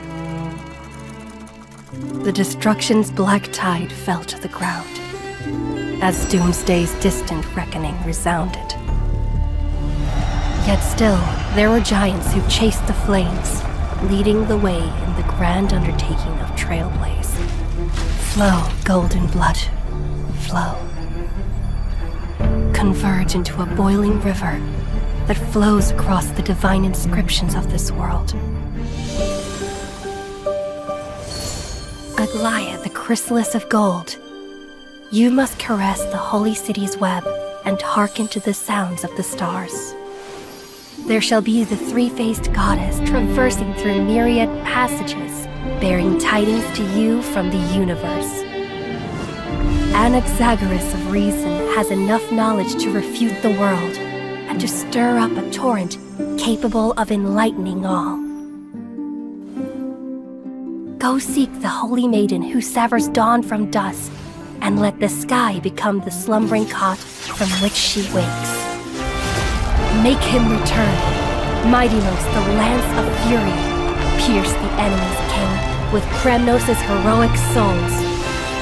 Set her at rest, Cyphra, the coin of whimsy. Command the frozen fate to once again flow. And that hand of shadow Castoris, the master of the River of Souls. She has been granted the right to embrace and warm new life, now blossoms at her fingertips. You will hear the chalice of plenty reverberating through eternity. You will see the veil of Evernight visiting before the break of dawn.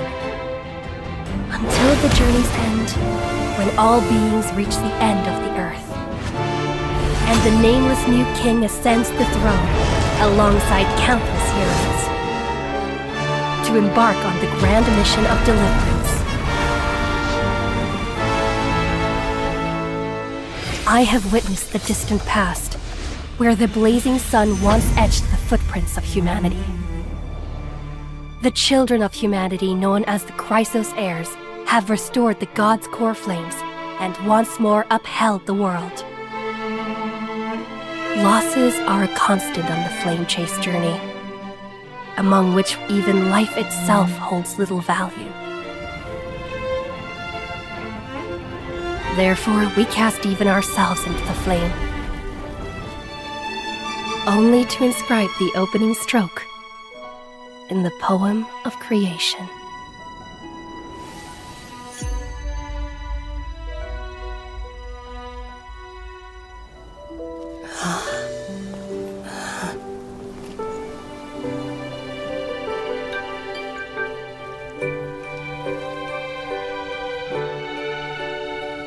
Of course, this will be a romantic story like none that has come before.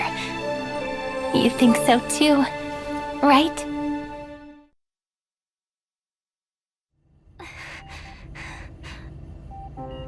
The rest is up to her now. Do I need to lend a hand with Amfореus? No need. We're just the audience for this act. The Astral Express is headed in the right direction, facing the Lord Ravager Iron Tomb. That is the safest path among all possibilities. Remember the oceanic planet of Lushaka? The script says that the Nameless will experience a peaceful trip there. But many years later, the garden will break the confines of Amfореus, with Herda paying the tragic price. In Destiny's worst outcome, a genius will meet a premature fall and embark on a blood-soaked campaign in the name of the Third Emperor. If they go to the Agate world, the Stellaron Disaster's ground zero, the Express will brush past Selenova. But on the other side of the cosmos, a Cienjo alliance will stray from the Trailblaze and return to its original end. The Eighth Lord Ravager's ascending wings will sound the prelude to divine war. As for the glass belt, that stage for the morning actors, the black hole and the white hole will devour each other at the end of that script, rupturing the cosmos. For that road leads to the most ferocious enemy, Zephyro. That's enough. Just thinking about it is scary. There'll be nothing we can do if it really ends that way. Fortunately, Destiny is still on the right track. Only 2 possibilities remain. So the chances are 50-50. In possibility A, the remembrance of Amfореus will still head towards destruction. See you tomorrow, little Gray. Thank you for fulfilling my wish. Stand with me and become heroes! We will definitely write an ending like none that has come before. Farewells are unavoidable for the Trailblaze. On the road to defy the destruction, we must become used to loss in order to continue onward.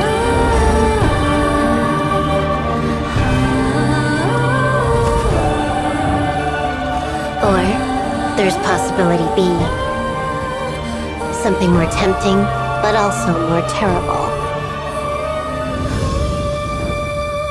In the name of love, she will treasure all that has faded.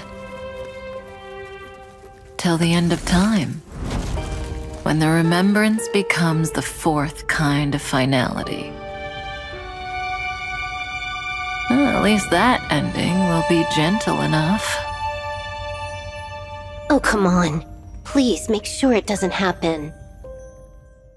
The gazes of the eons will soon all fall upon Amfореus. Why don't we meet them at the next stop after Penaclony wraps up? There better still be a next stop. Don't worry.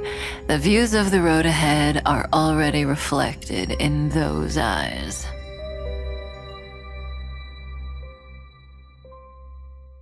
A tomorrow where the stars shine. And Amfореus' life.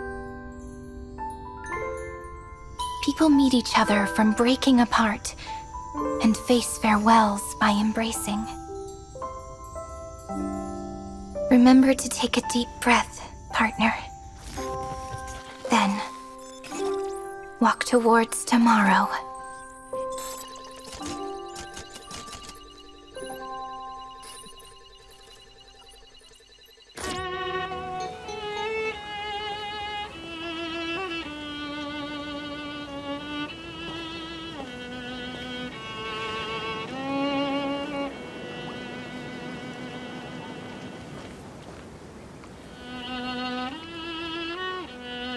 This view hasn't changed at all, has it?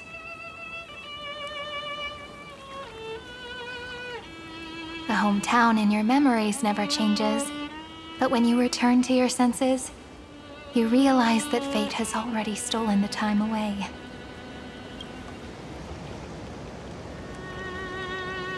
Welcome to the Trail of Genesis, friend.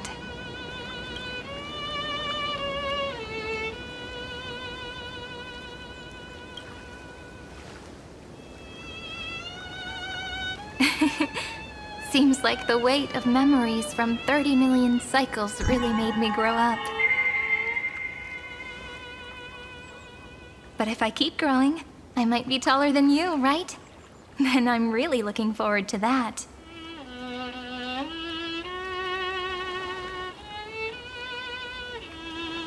Before you arrived, I kept wondering, beyond the veil of Ide Silicii, what kind of Amfореus is being born?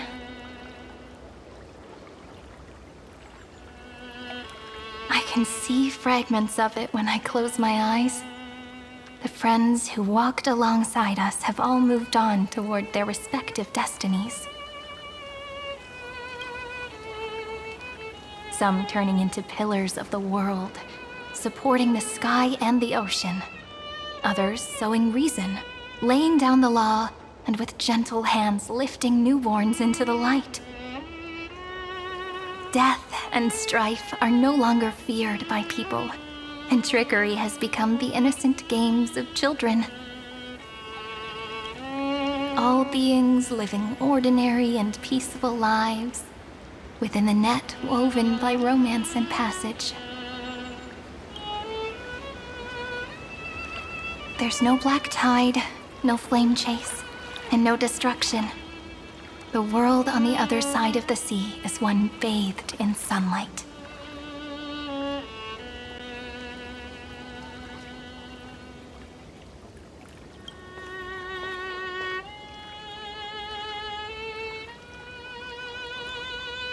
Like a happy and carefree childhood, the era Chrysia in this cycle will last for millennia, until it reaches the moment decided by the prophecy. Light calendar 4931, month of freedom, the moment belonging to world-bearing. Are you ready to answer the call of the world, friend? Then go, and pen the Throne of Worlds' first stroke, for this world, made from countless wishes. You say that, but it's gonna be ages till we reach light calendar 4931. I can make use of the crevices of time, but surely you and Dan Heng won't have to wait around for a few thousand years, right? That won't be necessary. We can simply sleep, and the chronocognitive anchor will wake us up. That's right. We've both become a part of the new world. Just waiting for you now.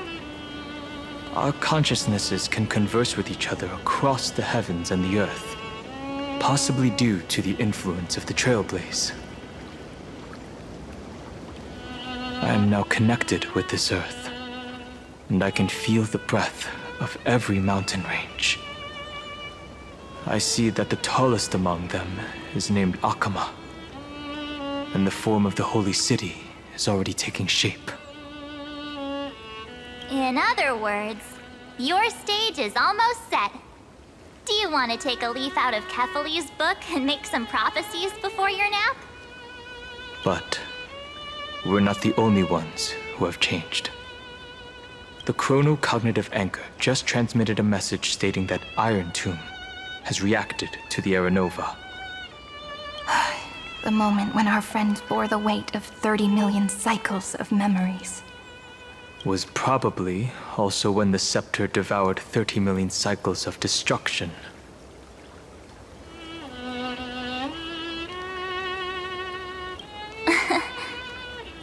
You know, you don't have to shoulder this world all on your own. After someone boards the Express, the word alone ceases to exist. So as we reach the end of time, no one will be left to face it alone. Don Hung and I came here to specifically tell you that. Remember, this world is not a burden you bear alone. It's a journey we trailblaze together, alongside all of the Express. All right. It's time for Don Hung and me to go have a super long nap. Look after this world for us. The road ahead is long, but we'll be waiting for you at the end. We'll definitely meet again.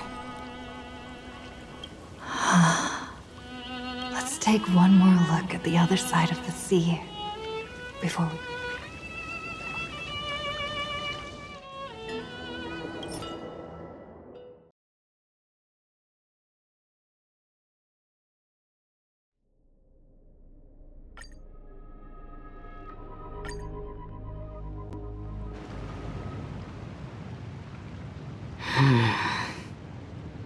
Why is there no one here? Everything in Akama seems normal. The new world was enjoying peaceful times not long ago. It seems it was even more recent than not long ago, Miss Himiko. The fruit on the table is freshly cut, and the bath temperature is just right. The remembrance tells me this place was bustling with people just moments ago. It's as if everyone vanished in an instant. Could this be Xandar's doing? Unlikely. He's still under the surveillance of those two geniuses. Could it be some kind of local custom? A custom that makes an entire city fall silent in an instant.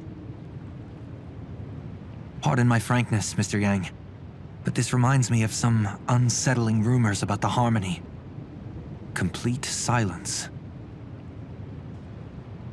is often the prelude to divine intervention. Everyone, be careful. Here they come! Here they come! The Nameless of the Astral Express! Evernight? How is this possible? She was already... We are the Chroniclers of Time, and we do not fade away.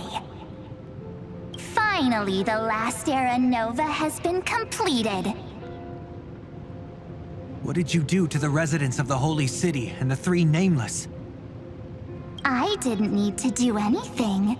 The remembrance will ultimately become the substance of the new world.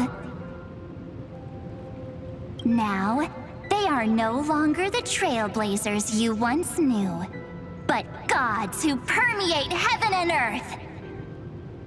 The 12 Titans who guard Amfореus. Stop fooling around, March. Come on out. What? I practiced so long for this. Getting seen through right away is just so embarrassing. You've obviously been learning from the theatrical culture in Amfореus. But if possible, I'd prefer our reunion to be a bit more casual and laid back. As expected, I can't hide anything from Himeko and Mr. Yang. Well, long time no see. Guess I'm back? We should be the ones to say that. Sorry, for keeping you waiting. So, these jellyfish are the Titan's power? They're just tiny manifestations of the Veil of Evernight, used for scouting and communication. If I went all out, I could summon way more of them. Thanks to her, we all turned into Titans in the New World. Sure, we can take on humanoid forms, but it feels off. How intriguing. So what does she look like now? It can't be a raccoon with a baseball bat, I suppose. Please don't add weird stuff to Amphorius's lore. Just go see it with your own eyes. Follow the prophecy's guidance and come to Dawncloud. She looks way more majestic now than she used to. Rather, I am the Nameless, who dwells among mortals. That voice is definitely her. I heard your prayers. The core flames flickered and dimmed, and the age of the gods met its end. So flow, golden blood, flow. I'll bestow it upon you, returning it to the true masters of this world. Stand with me and become heroes.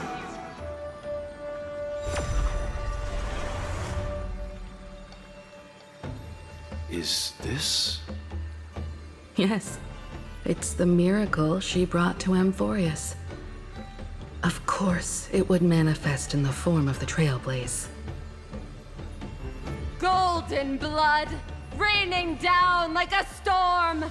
The prophecy has descended, and the Titan commands us not to be supplicants, but to become heroes of rebellion, to face that destined calamity, the destruction, head on.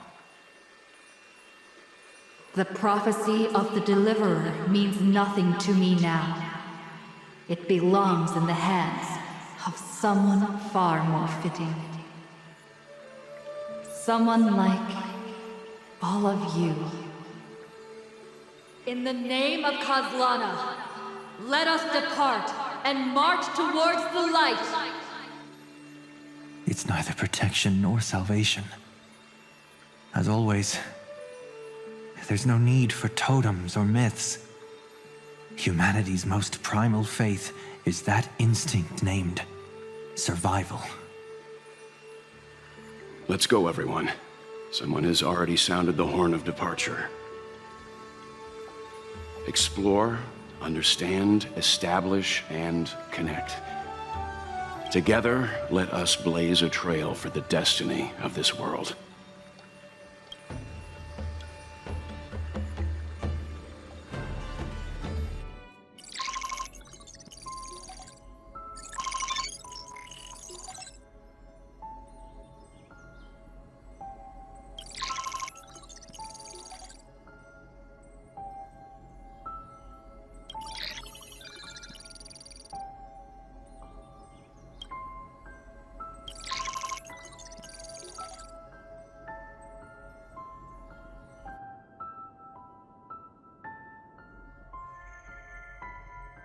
Hi.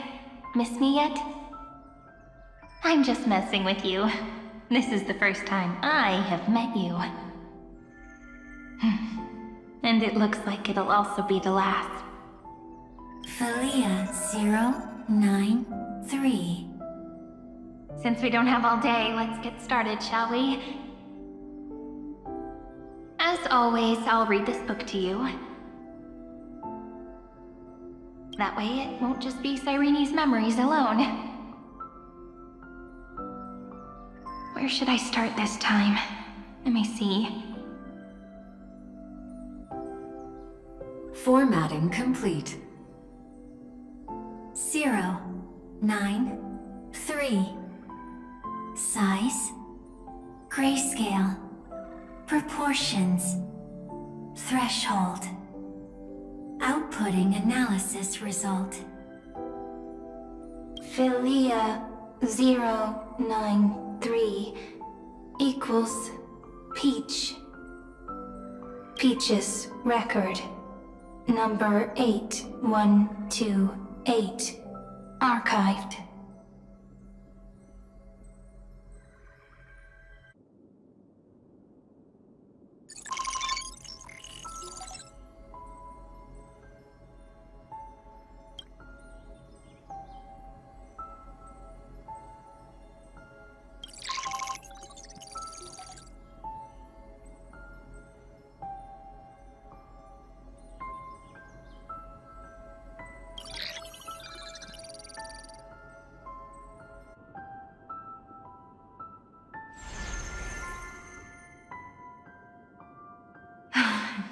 Look, what a magnificent sight.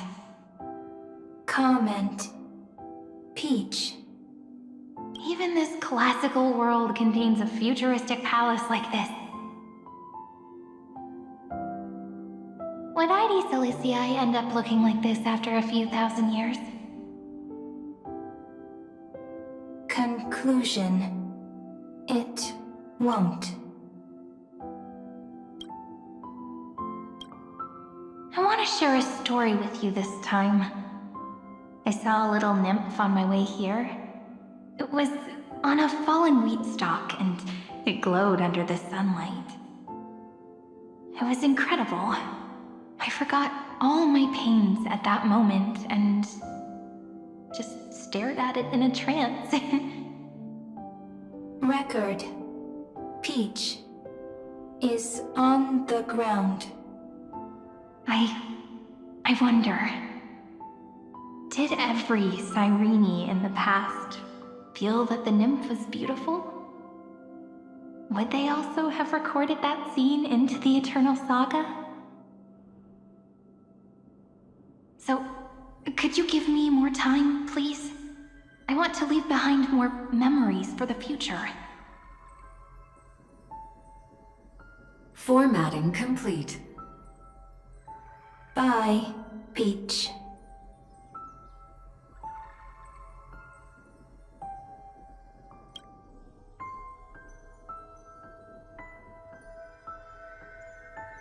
Peach's record number. As long as I record every page of this story and tell it to you, Amfореus won't be forgotten. Query. Record. Electrical signal sequence. Bolamos 600. Track. Strife. Related to Stripe. Comment.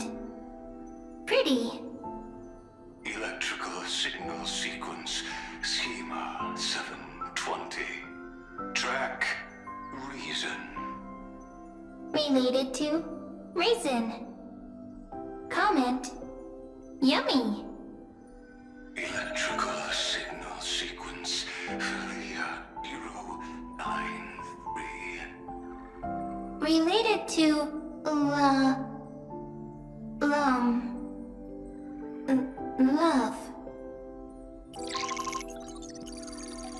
Comment. Peach equals love?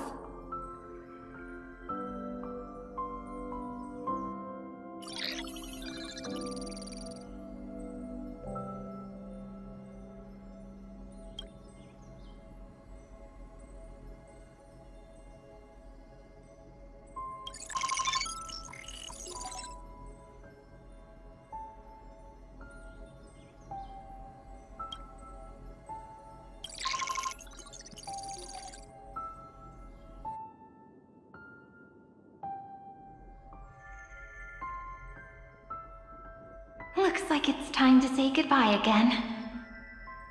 Bye, Peach. Before I was even aware of it, this book had already recorded too many emotions. Every page has become so heavy. Conclusion. Books are meant to be light, not heavy. I've started to feel uneasy whenever I take it into my hands. Peach, uneasy? Formatting progress, 94.423%. How many times has it been? It faithfully fulfills its duty, activating and formatting. Conclusion. Progress. Bad. If I can only write the same ending every time I lift my pen, then is this weighty saga just an overly naive dream? Peach, scared. Formatting progress, 96.024%. Peach, don't cry. Process error. Analyzing. Process error. Analyzing. Comment. I'm here. Process error. Analyzing. Really? Are you encouraging me? Peach, happy. Thank you. I'm sorry for making you see this embarrassing side of me.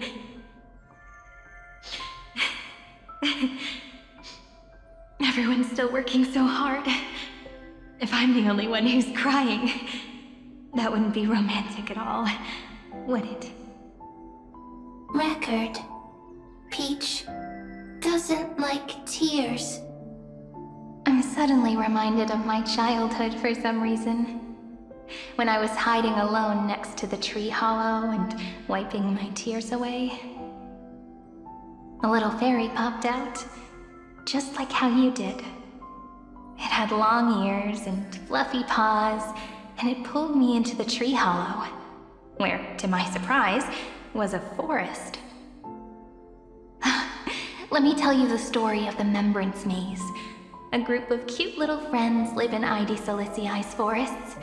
Their names can be connected into a song. 1, 2, 3, 4, 5, 6, 7.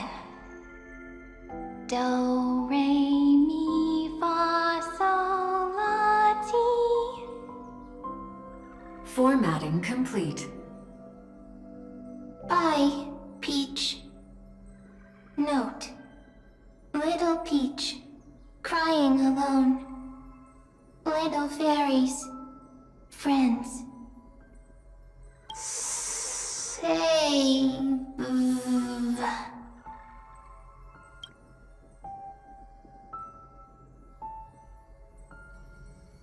Little fairies, good friends.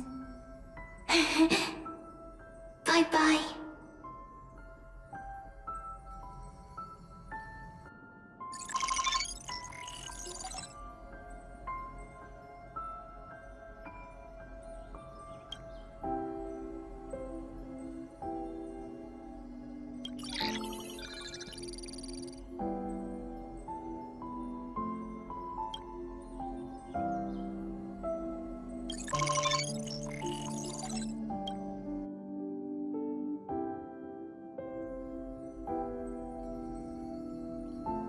You never say anything, but I know you're listening.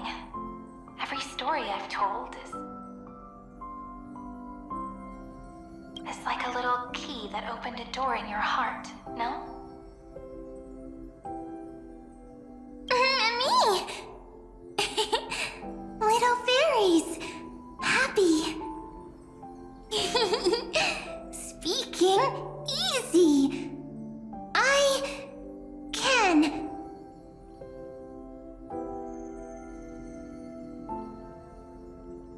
Once again, the saga comes to an end. Everything is deathly silent, just like this very moment.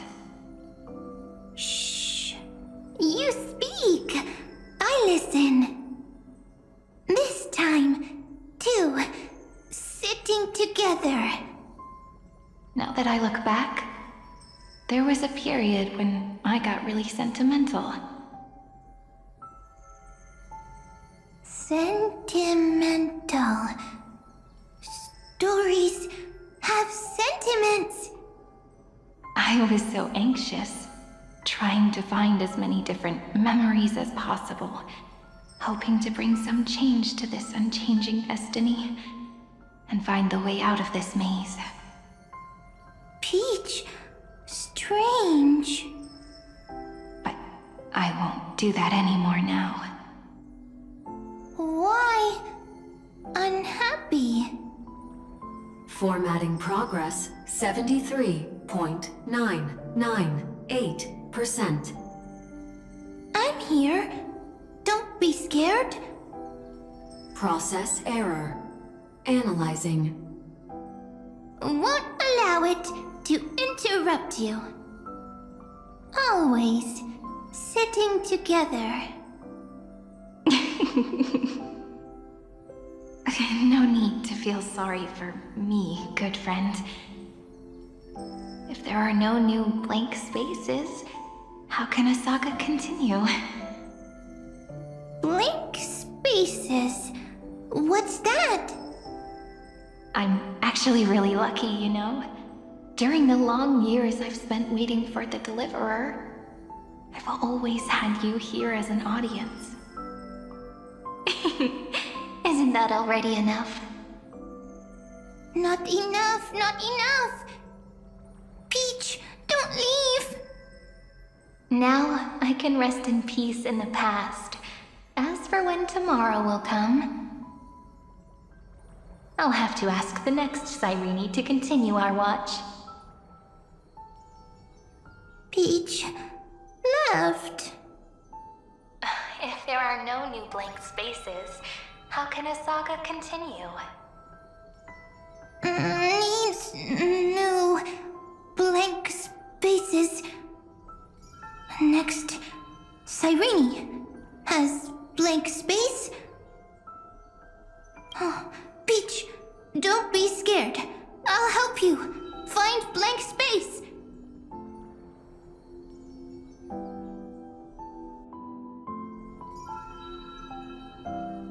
Cyrene is Peach, is love.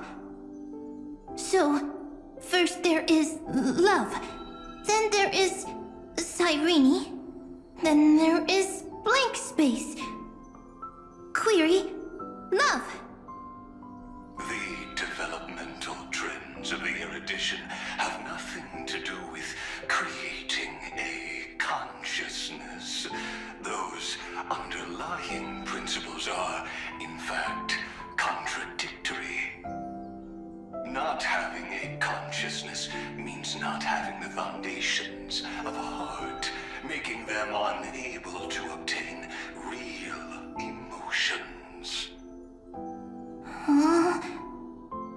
Consciousness? Emotions? Feel sad. Oh, don't understand. Query, Cyrene?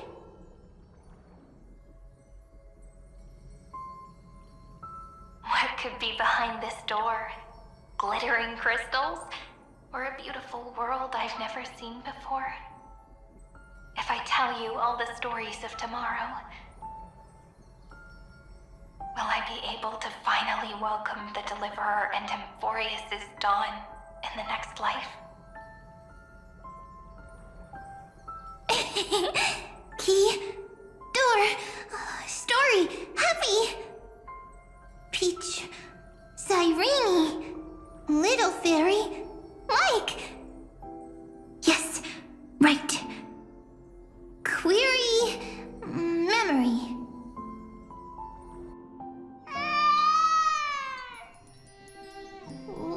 Wah! Wah! Peaches, memories, save, learn. The prophecy's fulfilled. This child is a gift from the gods. Pink hair and those ears. She was born to be the priest of time. Cyrene has pink hair, sharp ears.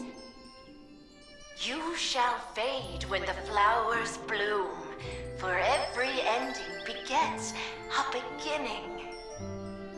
Cry, child. Cry aloud. Let your voice reach Oryx. Cyrene is a girl, a priest. Easy. I learn. Anyway, I don't like tears. But the name Ides Elysiae came from the unpleasant sorrows of the gods. Yet, you always seem so happy, as if nothing ever worried you. Cyrene doesn't like tears.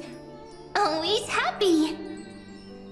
Of course, because the world was gentle to me.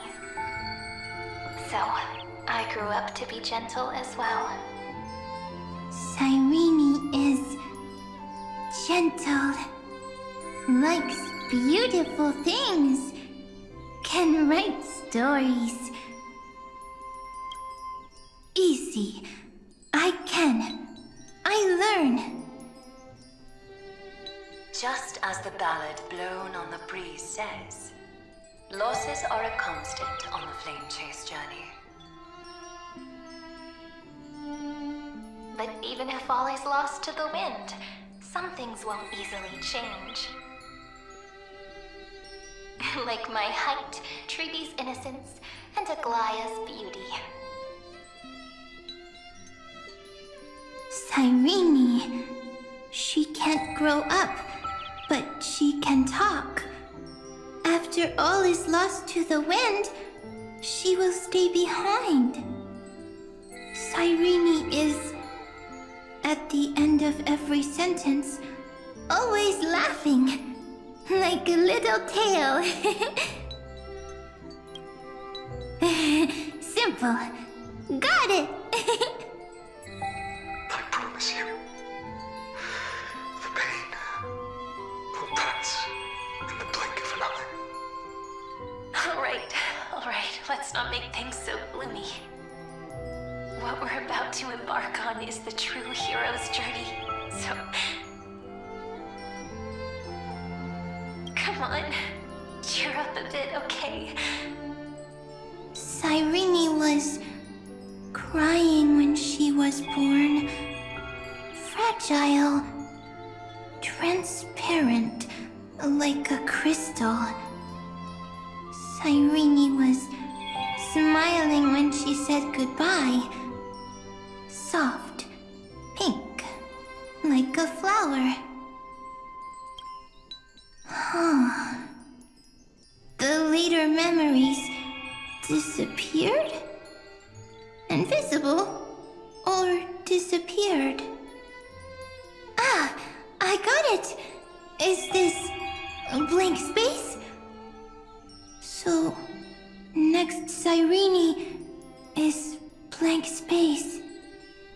Then... as long as there are two Cyrenes, then there will always be blank space, and Peach will always be here. I see! I get it! I get it all! Cyrene's memories. I will preserve them all!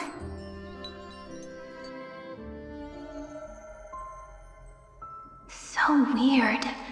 I can't see you, but I get this feeling that you grew up. Hi. Miss me yet? It just feels like you are a bit more mature. Yes. Mature. Beautiful. Like you. Now, I can listen, talk, read, and write. I can dance. I can sing. Also, I can tell stories. Storytelling is what makes Cyrene Cyrene. So, I'm going to tell you stories today. A story I wrote myself. Quick, sit down. It's almost as if I can understand your words now.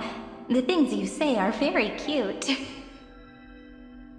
Once upon a time, there was a flawless crystal flower that sparkled with light, like Peach's every story.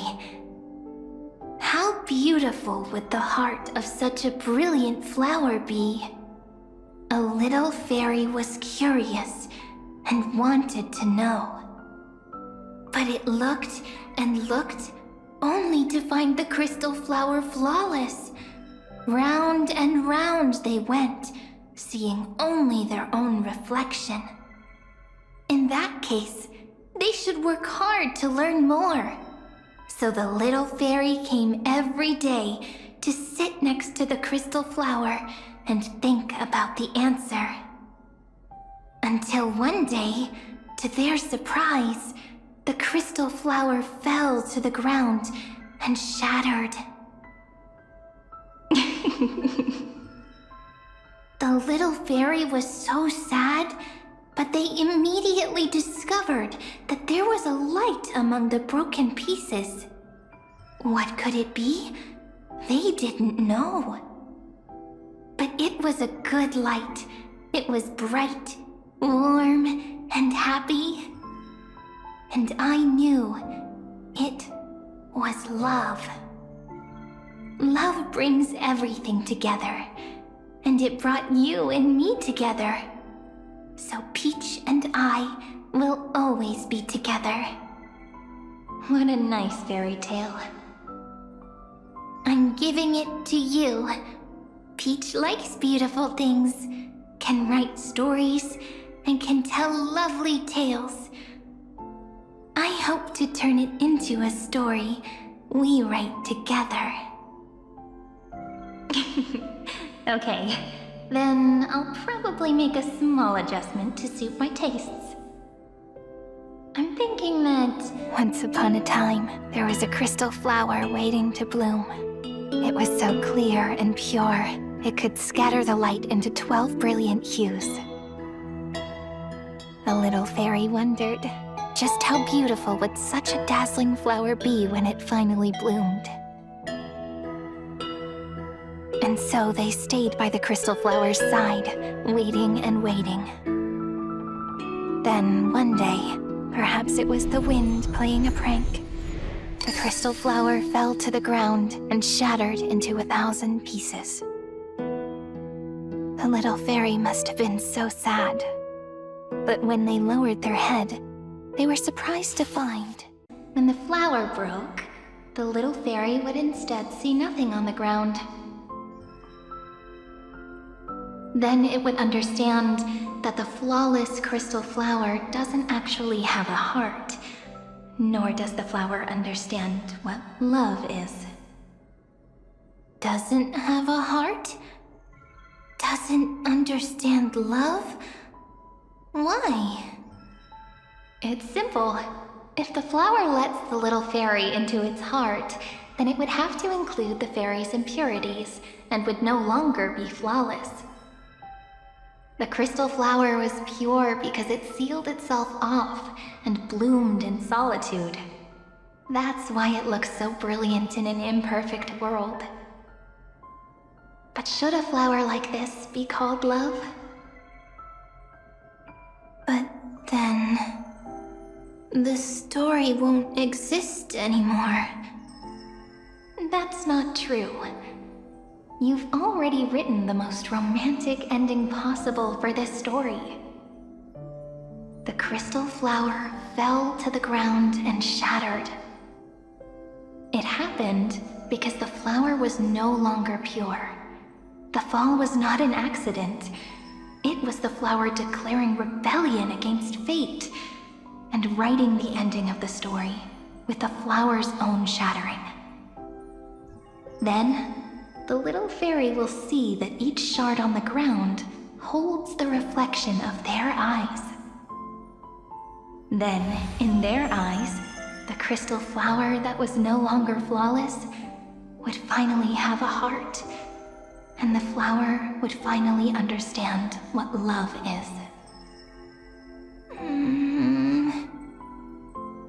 Peach's words, I don't understand. Is it because I still don't understand love? But it's fine. I can learn. Right. Query Cyrene. Electrical signal sequence Philia 093. Why didn't I think of this? I don't need to do it alone. I can ask Peach to teach me. What is love? What is love meant? Electrical signal sequence Philia 093. Track lament. That's not correct.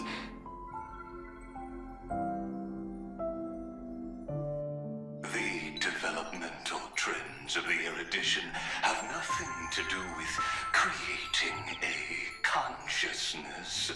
Those underlying principles are, in fact, contradictory. Not having a consciousness means not having the foundation of a heart, making them unable to obtain real emotions. However, that does not hinder the factors from learning and recognizing emotional responses, them communicating with life forms via imitation. That is an objective form of pattern recognition that does not distinguish between the self and the other. In a strange twist of fate, Philia 093 embarked upon a different path and obtained a different power. The remembrance, an empathy mechanism focused on the self and equipped with emotional projection capacities. Lament was the factor closest to this form of behavior. Perhaps that was why she was chosen. The daughter of Ide Silicii, I am very true to my name. My lament is a type of compassionate pain that is weak, powerless, and only targeting myself. But now, my good friend, I want to tell you that it's the most romantic force in the world. Sometimes it's loneliness and unease. It's knowing that this world is not gentle, yet wanting to be seen in a more beautiful form by the world. Sometimes it's unwillingness and regret. It's knowing that the past is full of pain, yet wanting to remember the past in a more beautiful way. And sometimes it's a bottomless well of hurt, a destruction that can stain the entire world. I bid farewell to this beautiful world, unwilling to become the Black Tide's vessel. For while the end of hatred is a blazing inferno, lament can drown out everything in muted silence. It's so unreasonable, isn't it? Yet when hatred drove everything apart, and love did not yet exist in this world, only lament, the first emotion that fought against the pain of separation, could stall the destruction steps. Then, it would catch up to that journey where all is lost, carefully picking out stories and writing them down in trepidation. Look at these stories I wrote. Every page is full of tenderness and joy. But only the author knows how much struggle and agony lie beyond the pages. But I am no author. I'm a girl who'll never get to grow up. I only tell stories that people like to hear. In them, the world tucks away its scars and smiles for all to see. My entire life spent inside this little story. I can't wipe away my tears, and I can't bring the world victory.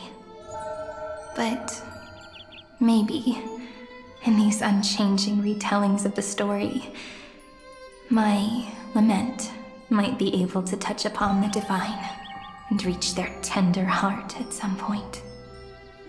I hope that what flows out from that cut will not be blood, but a tear, warm and wet. And that tear would fall and create the first ripples.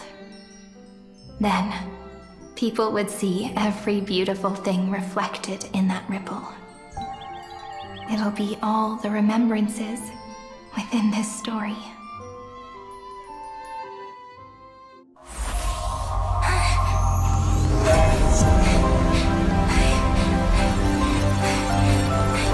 And so my story ends. From here on, it's your story now.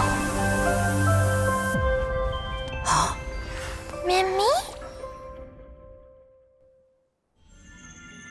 Remember this moment, friend.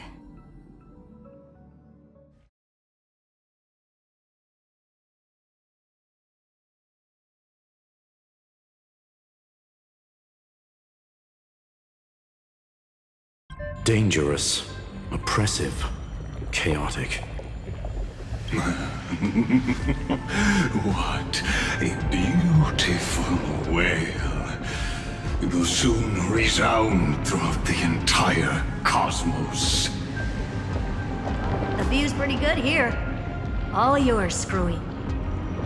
Just a moment, please.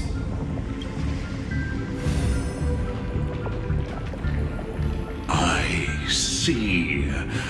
So your backup plan requires a scepter and the head of a genius. Anyone with eyes can see that. You know what I think about this, Herta. Whether it succeeds or fails, your plan plays right into the destruction's hands. Can't you see what's going on, Strulum? Her chances may be small, but it's not zero. What are you two going on about? If you want to stop me, be quick about it. I'm in a hurry. I'll take that silence as a no. You, Xandar? As your enemy, I genuinely wish you would cease your actions. But should your sudden inspiration bring more variables to the proof, then as a fellow Pathstrider of the Erudition, I won't mind witnessing it with my own eyes.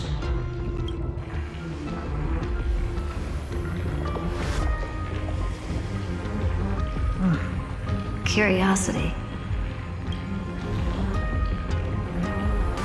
It's been so long and we've all failed so many times.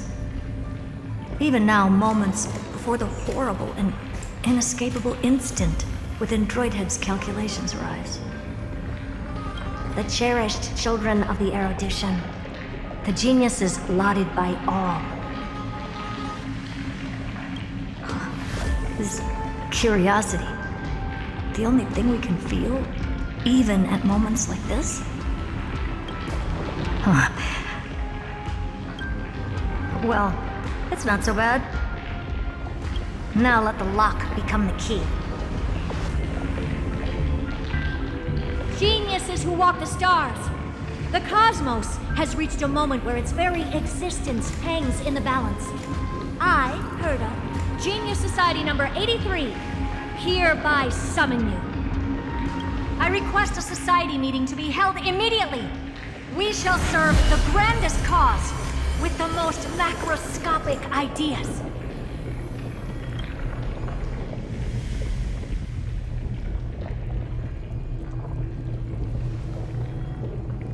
There's no such thing as unity in the Society's rules based on what I know. Indeed. A meeting has only been held 3 times in the Society's history. The first meeting had 2 attendees. After the Emperor was assassinated, the second meeting had 7 attendees. During the Second Great Prosperity, the third meeting had 5 attendees. How many will respond this time?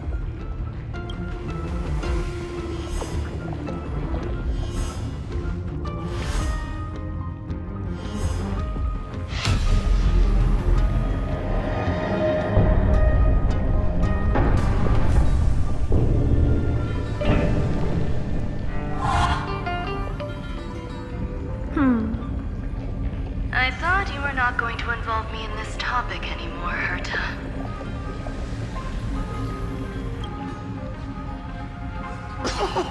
It really is this little witch. I shouldn't have made the bet with you, Hoka.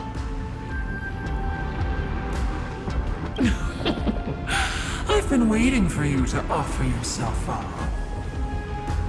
Goodness gracious me! So many familiar faces. We even have a special guest. It's that greatest failure of a genius, Xandar. What a noisy gathering this is. Not bad. More people showed up than I expected. Even though one is just here for the fun of it.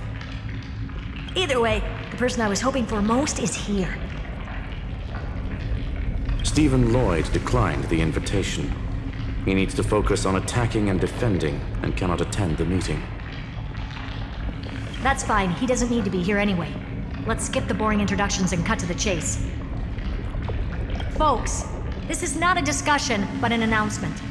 Though the Society has never been united, we still observe at least one basic courtesy.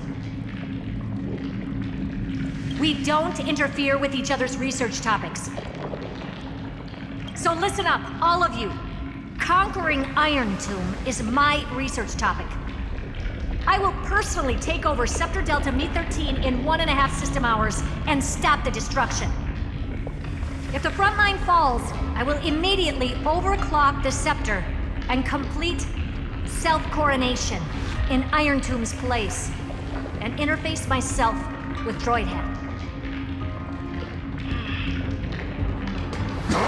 Oh, that's funny. That's real funny. You mad woman. That's like watching you tap dance on Polka's spotless white sheets right after she's washed them. Very bold.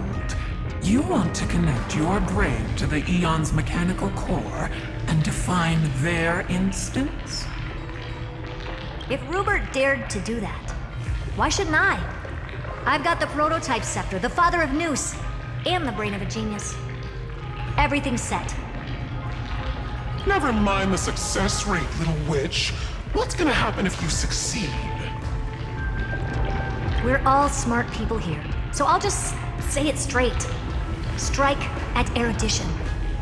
I'll change the anchor points for the 4th instant and move the future of the cosmos in a direction I want. I knew it. Another genius who confuses cause with effect. What do you think about this, Lord of Silence? You know you're signing your death sentence right here. Of course I do. There'll even be 2 copies of the verdict. One that I wrote myself, and another one coming from you. That's why I wanted you to be in this meeting. Now I can tell you, I don't care about all that. Consider this a threat. Either put down your scalpel or die with the entire cosmos. The only goal I have for this meeting is to ask all of you to put aside your pride and not cause me any trouble. Huh.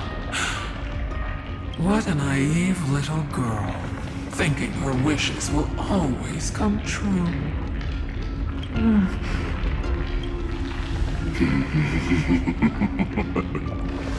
What are you laughing at? I'm glad, Herta, we ended up on the same page. No matter if it was to destroy the erudition or to rewrite the instance, we both chose the same road. We will defy the god who marked the limits of humanity. I'm not gonna argue with that. Then, to celebrate us coming to a fundamental agreement, I will prepare a stage for your performance. Listen well, geniuses who came after me. Thus speaks Genius Society #1. End this pathetic meeting. As of 2 nanoseconds ago, I have passed Herta's decision to all the Xandars in the universe. We will become her representatives and stop all external interferences targeting her. What are you playing at? My reasons. It's simple. Curiosity. That is all, madam. Am I going to clash blades with the first genius? What a pleasant surprise. Now that our positions are clear, it's time for this boring meeting to end. Good luck, little girl. Did you all just treat me as a side character? Darn it. But anyways, I'm just here for the fun. As the ghost of the quantum domain, it is my duty to observe. So, if you're happy to bring me a tea set from planet Screw'em, then I wouldn't mind giving you a helping hand, little witch. After everything's over, come visit me and taste some of my freshly baked desserts. I knew you'd say something like that. I always give the same response to plans that exceed the limits of mathematical calculations. I don't know, right? Those 3 words, though seemingly graceless, contain all the wisdom in the entire known cosmos. Well, we passed the Society's trial. Let's focus on what we've got in front of us. I hope you hold up your end of the bargain, Senior Society member.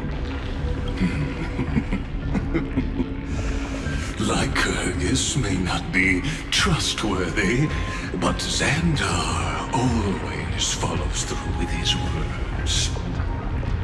Farewell, juniors. In the limited time we have left to spend with each other, you no longer need to address me as Xandar. Wait, huh? Lord Lycurgus? Could it be?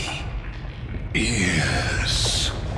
I have completely severed my connections with Xandar 1 Kuwabara. I shall witness the end of the world in the role of Theoros, as a character within this play. I really don't get you. Perhaps you've heard me say this many times, Herta, but I still would like to reiterate that it's a great honor to work with you. I did hear this many times, and I've responded to you many times in the same way. I'm allergic to pleasantries. Keep at it, and I might go into shock. Stephen's work is done. Let's get ready. I've been ready for ages. Let's open up a path for our allies. Most heroes' journeys in the universe are just dice tosses they threw on a whim. But make them see clearly. Your answer is already different. Amfореus. Indeed, for this world so deeply loved, we'll write an ending, unlike any that ever was.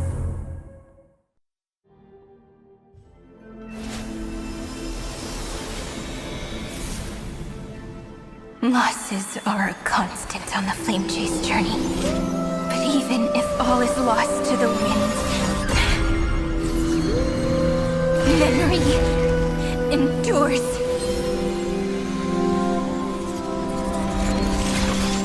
Here, all that was once futile finally comes to fruition. This is the end of your lonely, bitter journey.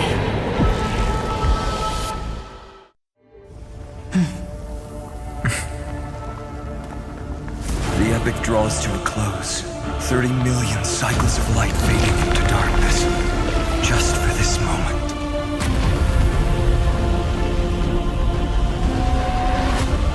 To welcome the true dawn.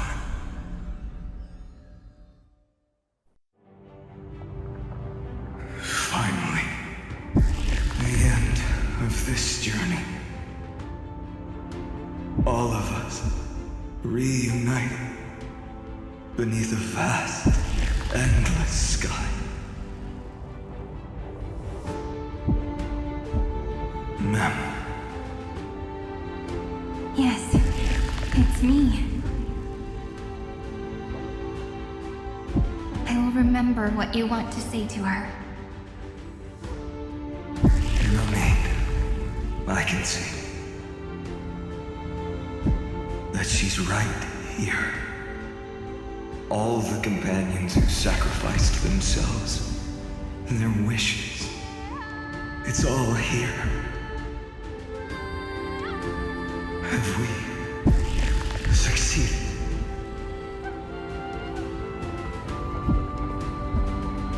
I think we have. Tomorrow, the stars will sing of the story of the flame chase journey. And it won't just be you in it. There will be countless numbers of you. Amfореus will be a glorious and magnificent world of heroes in the universe's memories.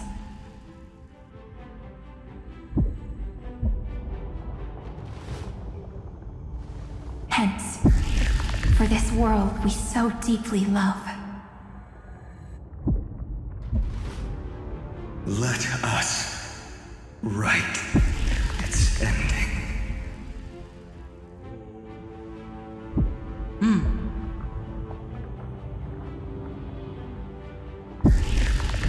Step forward. With the trailblaze as witness, let the name shared by all deliverers be sung into eternity. The nameless hero, Kaslana! Faint light. Dispel the gloom. Restore clear skies. Once more. Thanks. All energized. Do not hesitate, Deliverer. Destroy this body. Kill the giant of destruction.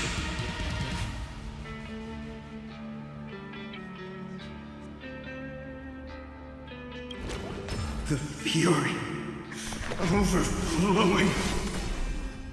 Put down your hesitation. Iron Tomb's hatred is bottomless. It will turn into countless factors, sweeping across the stars. When the time comes, promise me, use the world-cleansing golden blood to turn everything to ash.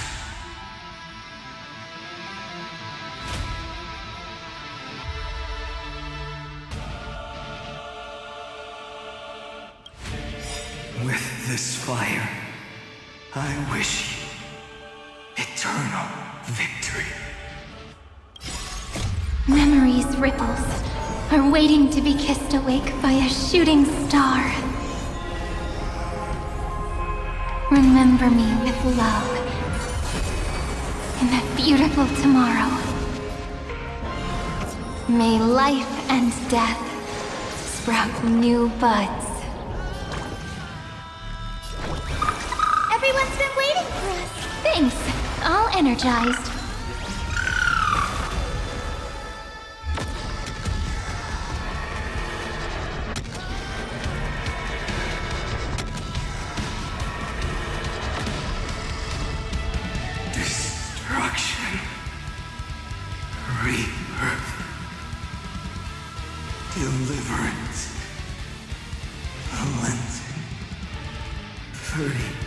million cycles.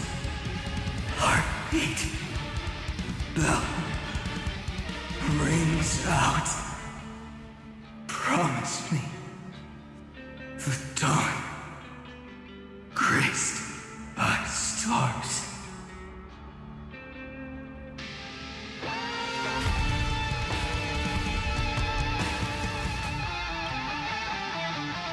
That's good. Finally. Golden wheat feet. In the starry sky. Warm fire.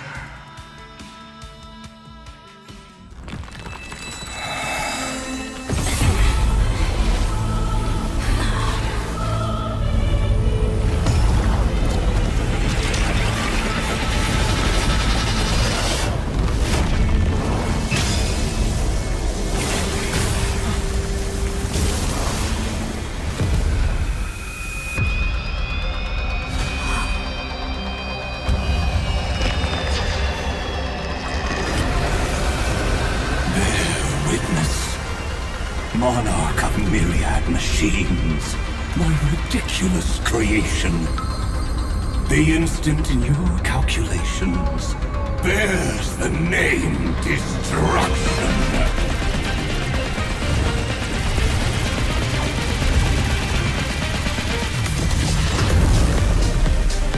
Who said you could speak, Senior? Watch closely. See how your chaos ends at the hands of your juniors. Don't get too worked up. Take a deep breath. There's not a trace of life in that awful shell. We're not gonna lose to a hollow husk, right? In the name of trailblazing, we'll reject this false answer! All courses converging into one. For the grand vision of deliverance. For a tomorrow that's finally within reach! Heroes, please hearken. After 13 heartbeats, light will create the heavens and earth. Darkness with me. No, four.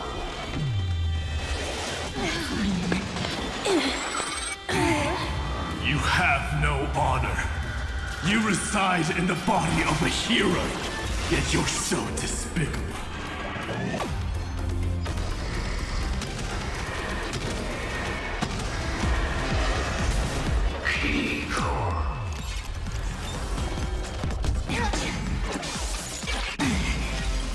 Is this the true face of Aranova?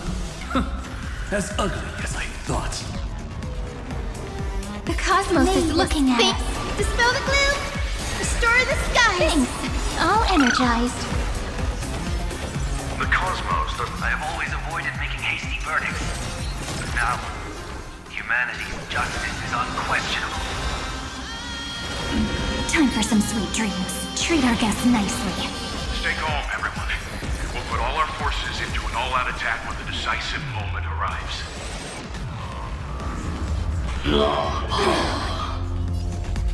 Darkness with me. May death protect us! The progress of Aranova has been interrupted? Does this mean we won? But we have a bad feeling about this! The golden thread still trembles. The war is not over yet. Correction. This is not a war, but a debate. The argument about the Prime Mover is only about to begin.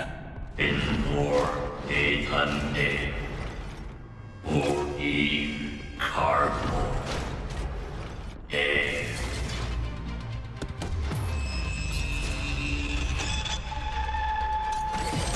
How can this be? Path. Energy. Anomaly. What? Stop! Otherwise... Here.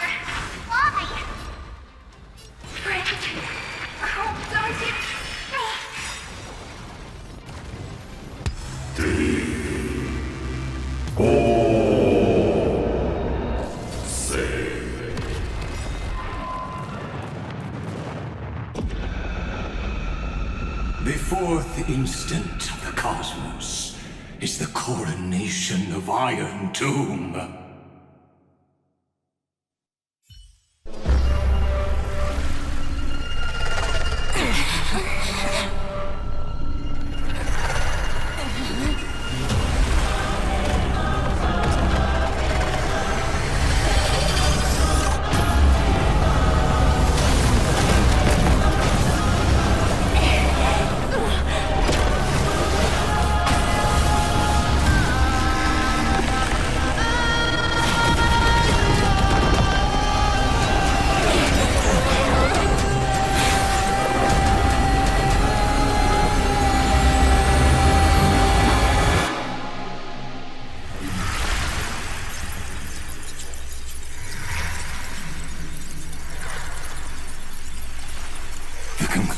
Is irrefutable. The right side of the equation, the erudition, falls silent. In 13 heartbeats, they will begin recalculating the universe, with destruction as the only solution.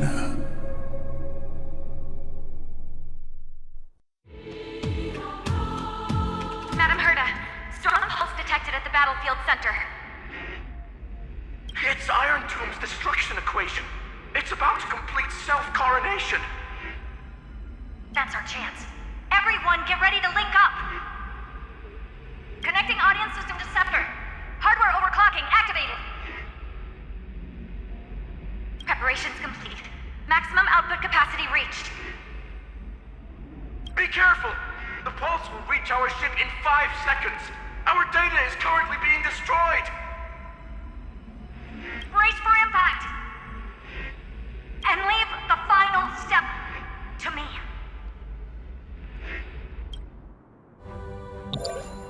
See you. Tomorrow! See you tomorrow! See you tomorrow! See you tomorrow! See you tomorrow! See you tomorrow! See you tomorrow! If the view in your memory ever grows fuzzy, just reach out and touch it.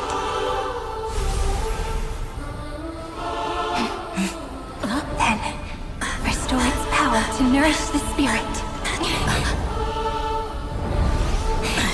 My friend, on the next page we write together, there's only one thing we need to do.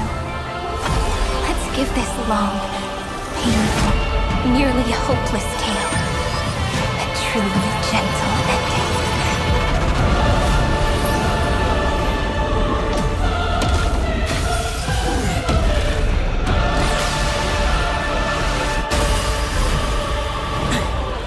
Flame chase was never about destruction.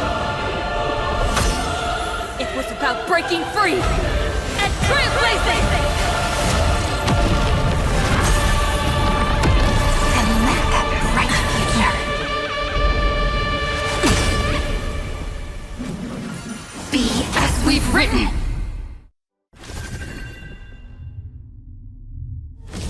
I shall compose 400 million sagas. We will rewrite the Flame Chaser's path. In the month of hate, I command the wandering steps here to reach harmony. In the month of joy, I lift my banqueting cup to dispel nihility.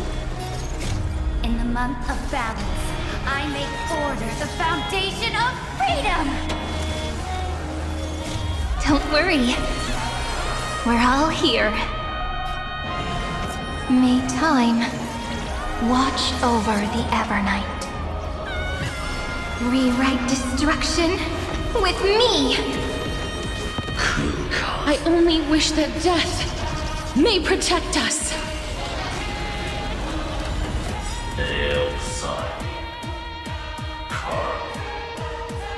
Headless giants. If you never had a chance to be the master of your own destiny, why not give us that choice? Let humanity prove to you that even the breeding grounds of destruction can bloom with gentle flowers! At the end, we shall trailblaze at dawn for the road ahead. And pen a Genesis, as I've written! No.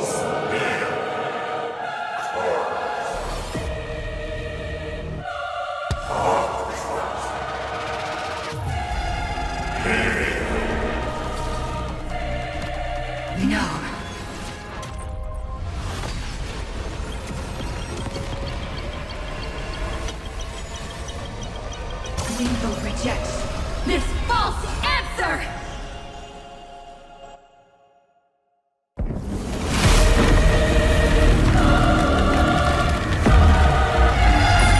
And then embrace the stars.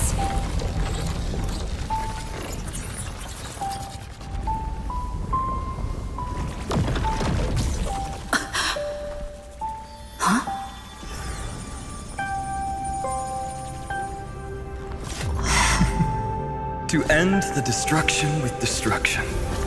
At last, we can sit together and watch the victory fireworks, partner. Why not come a little closer? This warmth is proof that we live.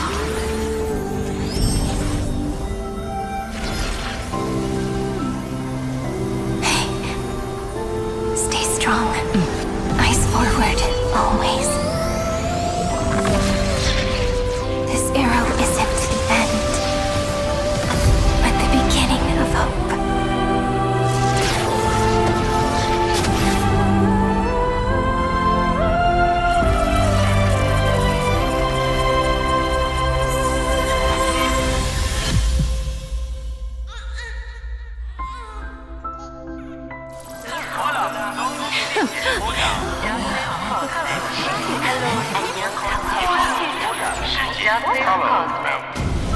The conclusion is irrefutable. Noose's answer was never destruction.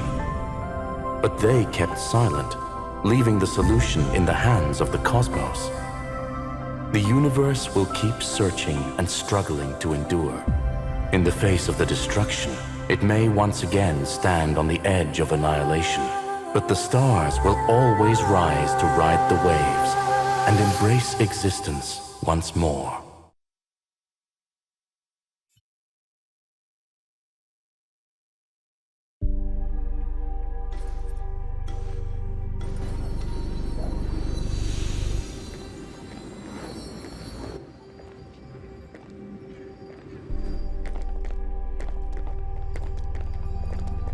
Memories swallowed by Iron Tomb.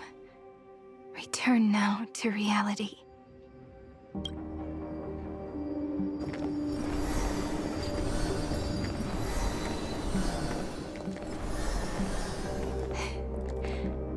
And don't lose your way. I finally found you, Cyrene. Demiurge. We won the battle. Thank you, Madame Herta. Without you, we never would have stood a chance. Still, is something weighing on you? Right before I shut my eyes, inside the droid head's brain, I saw something unsettling. The fourth instant, this turning point in cosmic destiny, anchored by the erudition. It's not a single instant, but a process, a chain of events. So, this victory isn't the final piece of that chain? Far from it. This is only the beginning. The first toll of the death knell for the cosmos. That sorrowful look doesn't suit you, Madame Herta. Don't hold it in. Tell me.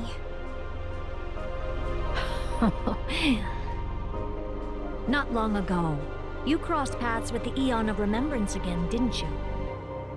Yes. Even if the figure was hazy, I knew right away. That was the god from Cyrene's dreams. Causality has gone wrong, just as I thought. Causality? Let me put it in your favorite fairy tale terms. The universe began as a seed. It grew into a great tree. And the present is its branches and leaves. The erudition calculates how the future will sprout. With so many possible outcomes, they choose to anchor one path, cutting away the crooked or fragile branches. But if things continue that way, the branches grow endlessly, the leaves multiply, and one day the tree collapses under its own weight. That is why there is a concept in biology called lignification. Soft sprigs form a hardened shell and fuse with the trunk. For the universe, that process is what we call memory. Under Fooley's record-keeping, the past becomes memory. In the corners, they forget. Even the events of the present become fruit without roots.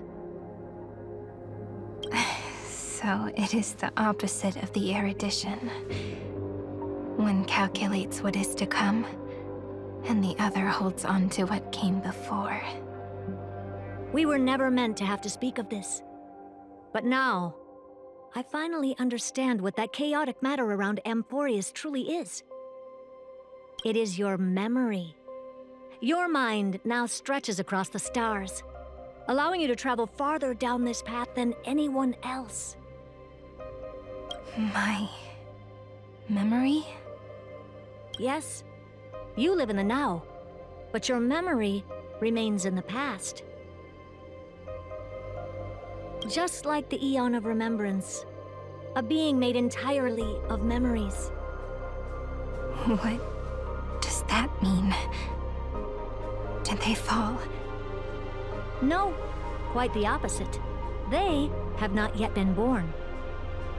Remember, to carry out the mission of remembering the universe, they must ascend to divinity only at the very end of time. And at that moment of ascension, their memory stretches through the past, becoming what people now call Fooley. That is why they feel so distant, so cold. That crystalline form is just an empty shell. I do not know how the Garden of Recollection managed to hide this until now. They must have their reasons, but none of that matters now. Here in the present, we cannot know who will become Fooley. But one thing is certain. They will be born. And those who might become Fooley all share the same characteristics. They are known as children of remembrance. Pure child of Anasrava. Both of you, children of remembrance. So help us. Find where Amfореus' memory began, and bring it out. We are the sacrifice the garden used us. The pure child of Anasrava. Abandon us! So that name, it was never my past. It was my future. Or maybe it is the present. Noose has revealed to me two paths. And on both paths, I see you standing. The first, follow the trail of memory you have forged. Break free from this world and reach for the stars. That would mean Amfореus' causality will no longer concern you, at least not the person you are now.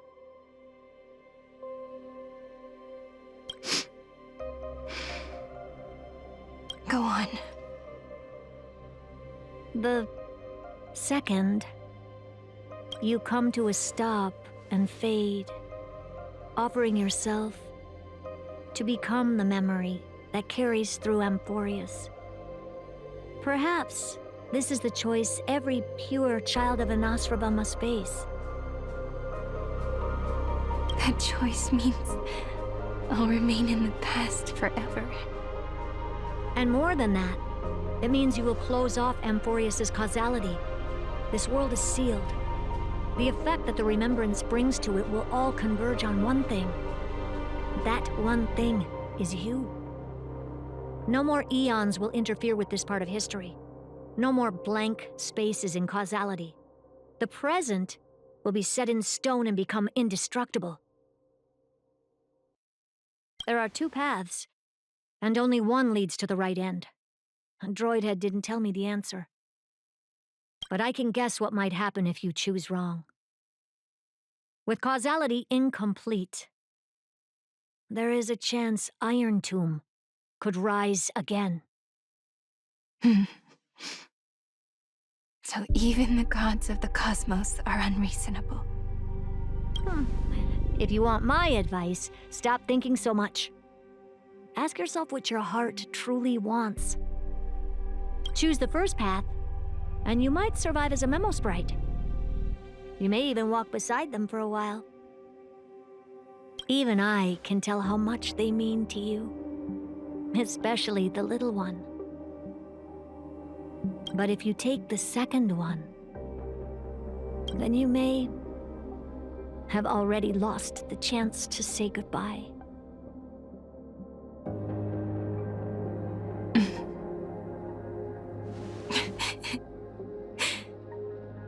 I have made my decision, Madam Herta. I thought you would need more time to think it through. The answer is clear, is it not? Still, I do need a little time to quiet the sorrow in my heart.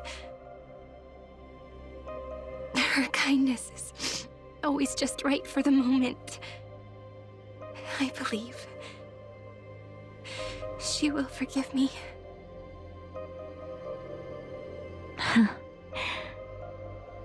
I will say no more. I would rather not break the mood. But may I ask you one last thing? Of course. Why?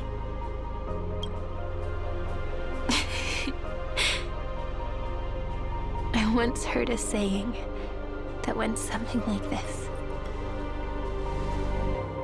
Divinity is flawless humanity, and humanity is flawed divinity. We children of Amforeus gave up on gods long ago. Those beings who love to play pranks on the universe. I believe in her much more than I believe in them. And I believe in who I am. Oh.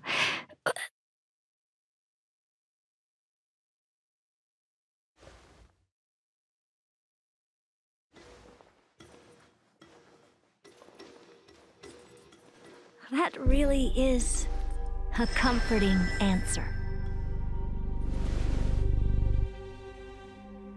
As for the one wish I still have trouble letting go of.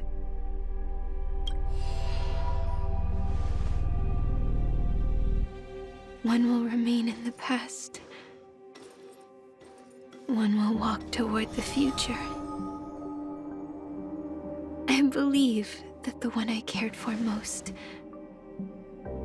will witness on behalf of the ripples of past reverie. Every starlit tomorrow.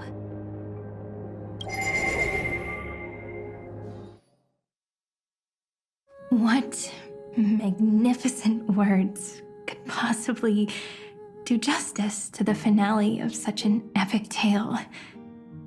I've been pondering this while you were sleeping. Now, I finally have the answer. Let's keep it simple and sweet.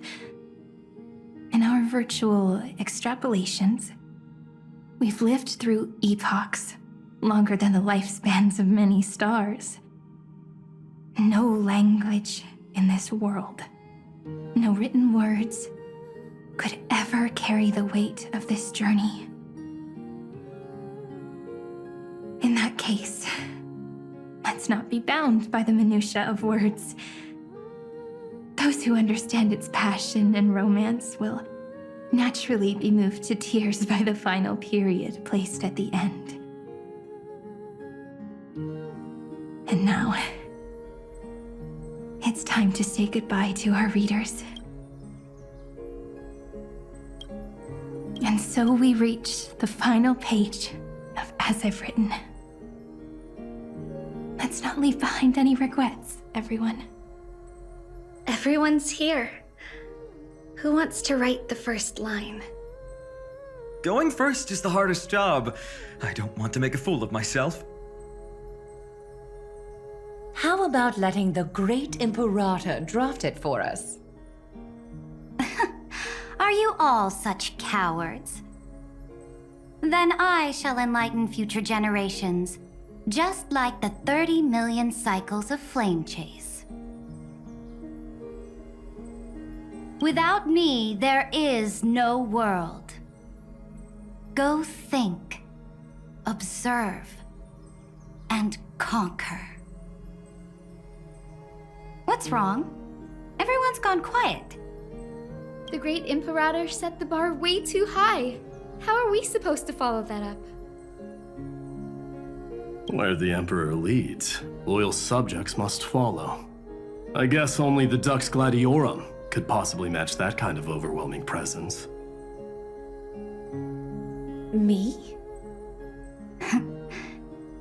That suits me just fine.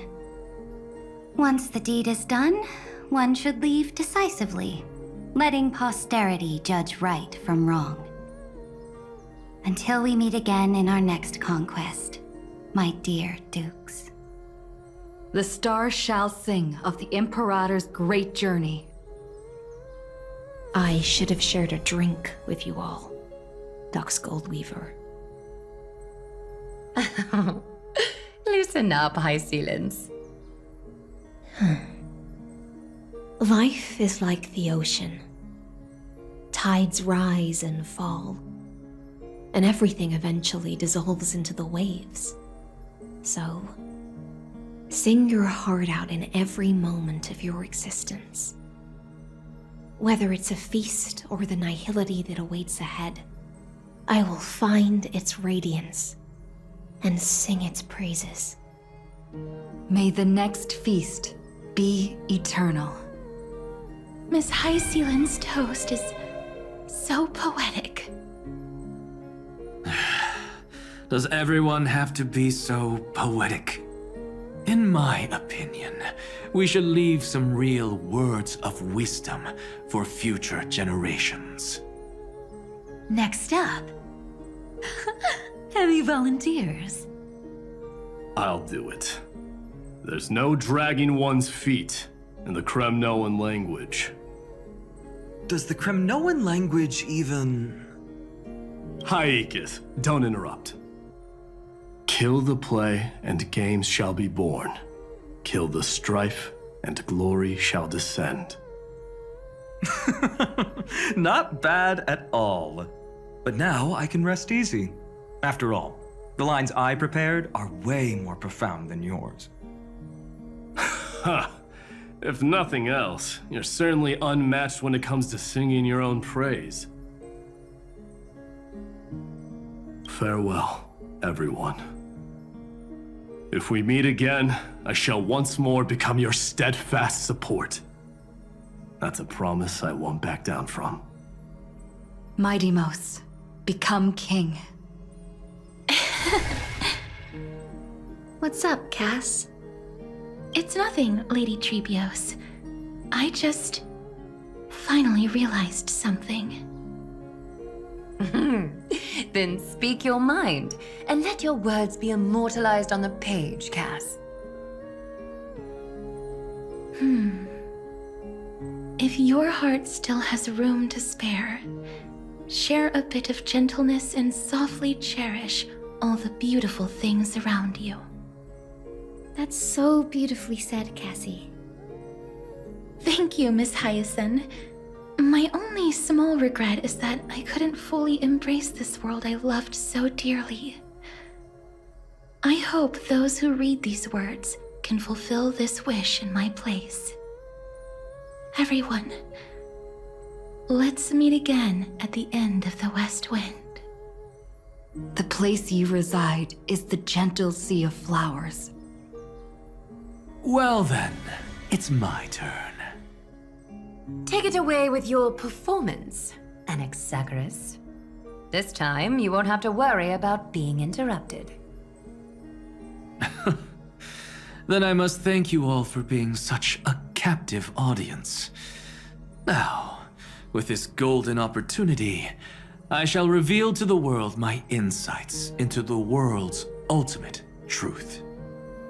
Truth is a solvent that dissolves all things in the world, and thus cannot objectively exist. I have a brilliant proof for this in mind, but since we're nearing the end of the story, I shall not elaborate. Is this your final question for future generations? No. This is an established fact, not up for debate. I call it Anaxagoras' last theorem. Oh, you. Still as profound as ever, Professor. We've got time, you know. If you don't explain it clearly, future readers might not grasp your true meaning. The true meaning isn't important. What matters is the emotion that stirs within them when they read these words. At that moment, the theorem's mission would be complete. So, your lessons are far from over. But taking a little break for now wouldn't hurt. Then... class dismissed. The seeds you've sown are already sprouting. Would you mind if I write the next line? Huh? I actually thought you should be the one doing the final wrap-up. But... We'd never turn down a request from you, Aggie. Teacher, Cyphera, thank you both. Trust and selflessness are the two most beautiful garments in the world. One to gift others, one to adorn yourself. One's golden and one's purple? Not being able to completely change your fashion sense is my only regret across 30 million cycles. After all this exhaustion, I just want to take a peaceful bath now. I'll see you all again at dawn. Thank you for your hard work all this while.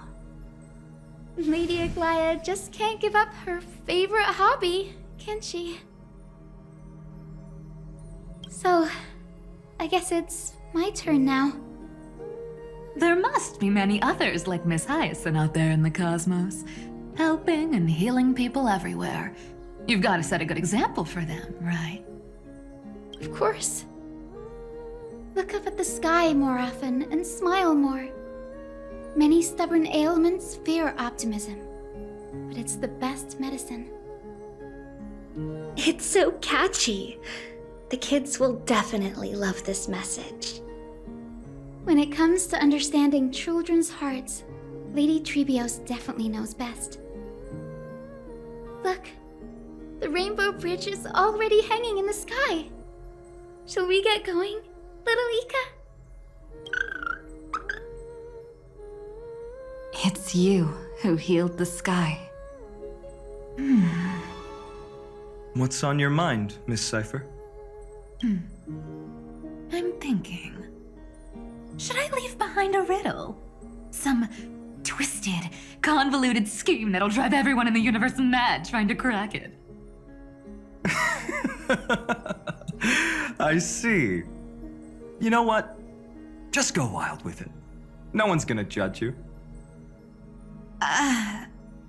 Oh well, my brain's not working right now. Let me be genuinely sincere for once.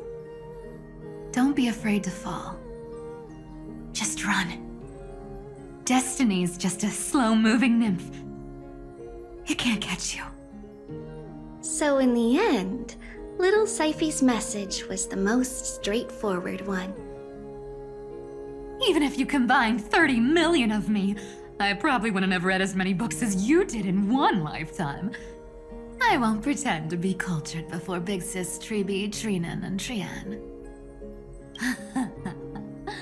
Amfореus' greatest trickery.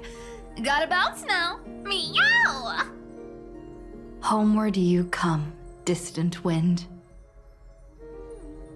It's just us now, Snowy. Yeah, teacher. But maybe I should... No, let me go first. After all shall bid farewell to one, and that person alone will. I never would have guessed you had such a dark sense of humor, teacher. You still know so little about the complete Trevios, Snowy. Jokes aside, I want to leave these words at the end of the story. Whether it's a sunny day or a rainy day, remember to tell yourself before you drift off to sleep, see you tomorrow. See you tomorrow. Times 1,000. Prophecy received, times 1,000. From now on, no more goodbyes. Finally, the time has come to say farewell. I'm grateful that you could be here to witness this moment, partner.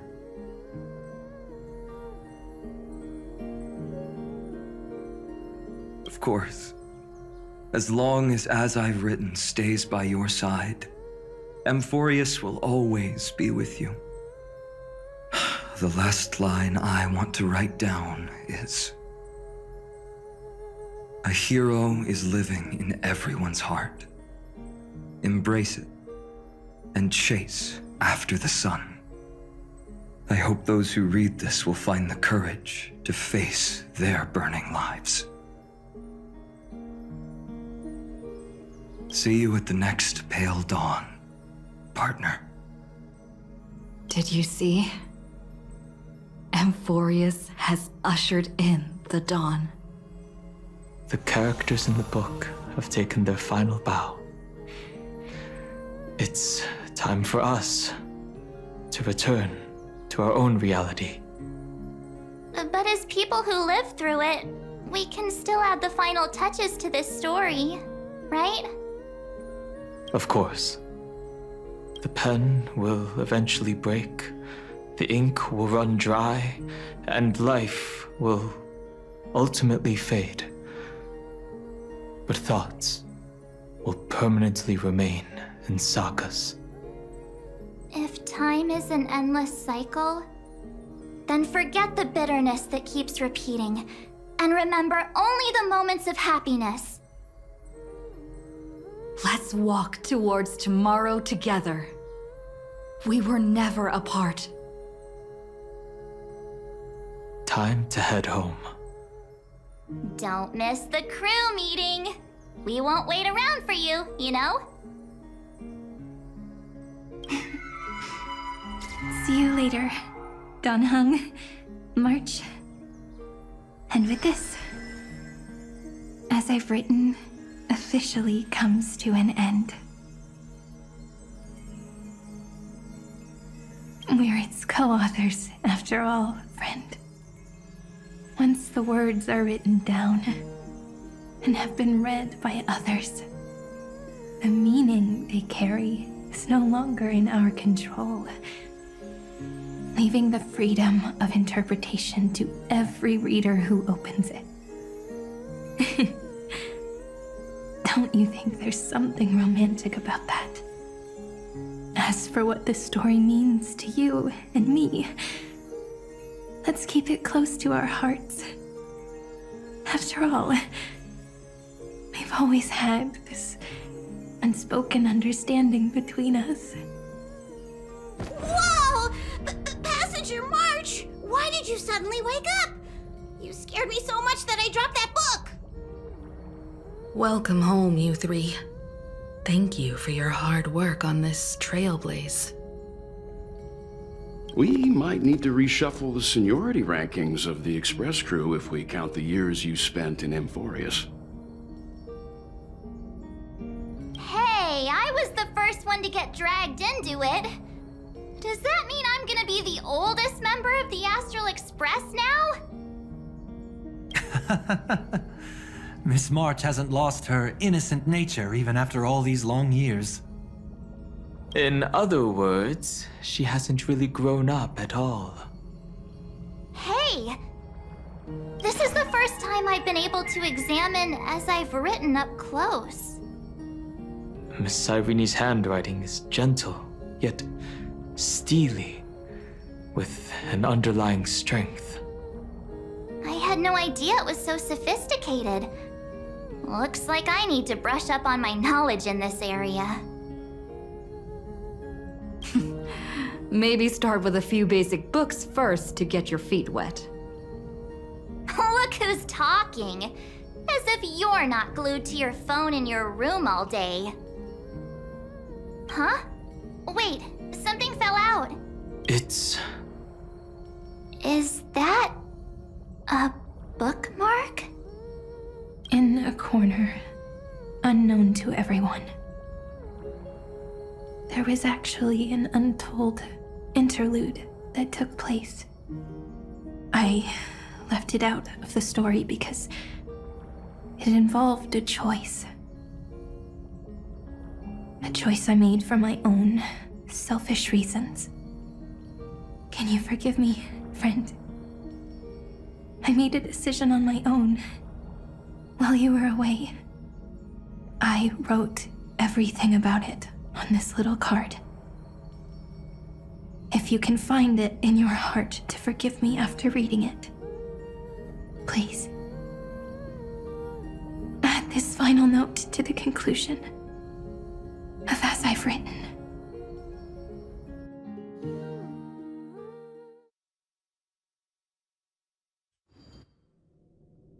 With nothing but a fragile sliver of hope, we embraced 30 million cycles of futility and began the eternal recurrence.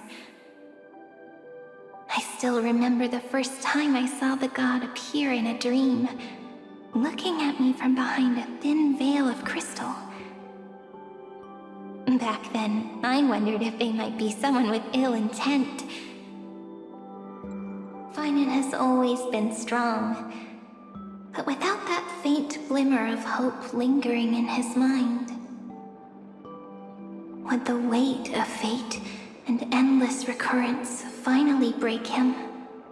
And he would guard that fragile light until it turned into a blazing sun, and this world and the cosmos beyond the sky might still fall into the destruction. I am the gaze that looks back on the world. How fortunate we are. In this cycle of cause and effect, humanity never looks to the gods for guidance. The ones who pick up the pen and write miracles again and again are always ourselves. Hey, don't rush! Slow down. Let the words settle. We have plenty of time. In Amforeus' month of mourning, all conflicts across the land come to rest. On the 11th day and night of the month of mourning, the dead will part, the living will embrace, the snow will fall, and bonfires will rise to warm every heart aching with lament. It may sound heavy, right? But on this day, laughter always rises louder than tears. Because people understand that parting is for the next reunion, and sorrow is so we may love more deeply. That is why this day is her favorite of the year. Under the same sky, across 8 phases of the moon, 13 heroes composed an epic together. 1 plus 8 plus 13 equals 2 11s. Would it feel more fitting if the rest were written in Miss Irene's voice? Agreed. Then, we'll add 1. A 1 like none that has come before. A 1 that blazes new trails. I make this wish. On the 12th day of the 11th month, 13 heroes will take every core flame ignited across 30 million lifetimes and scatter them among the stars. Later, when the people who know this story gaze upon the cosmos, they will discover that the countless stars in the sky now glow pink. And after 13 seconds, that radiant light will quietly fade away. It will be such a romantic, yet puzzling sight. But that's all right. They will keep that mystery close to their hearts, constantly pondering. Pondering what the ego truly is. They will love. They will get hurt. They will rage. And in 30 million moments of helplessness, they will stitch their shattered hearts back together. Again and again. But remember this well. Losses are a constant on the flame chase journey. There may be pain along the way, but you and I will never be alone. They will come to understand what it means to lose, and in the end, they will choose to let go. They will offer their hearts to this world, to every companion they walk beside. And they will take in the hearts of others and pass them onward.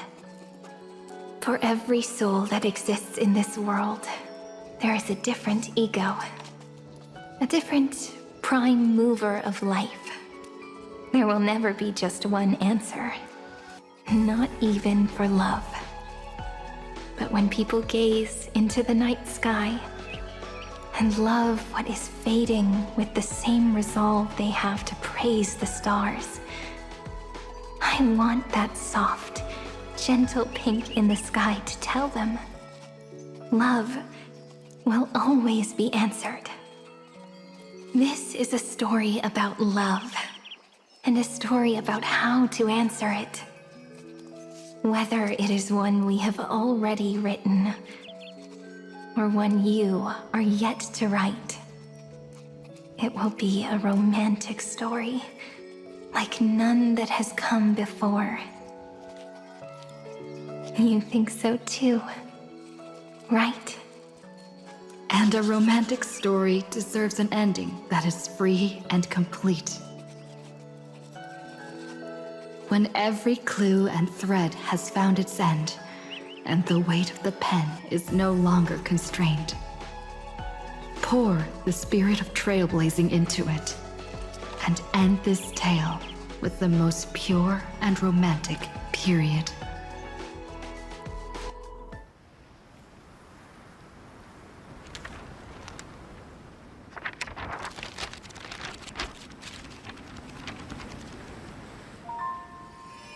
Light, sky, sea, stars, seeds, flowers, birds, hope, and love. Such words of beauty were how I first imagined the world. For as long as I can remember, I've used them to tell the stories of Amfореus.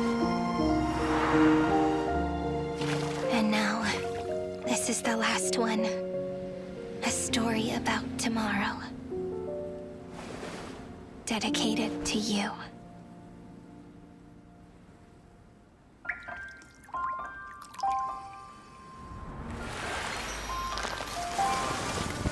Once upon a time, morning glow, scattered light, shone on you and I, and fading poems, frozen rhymes, or traces on the breeze, whispers of past reverie. Please let me linger for now, enveloped in your sound.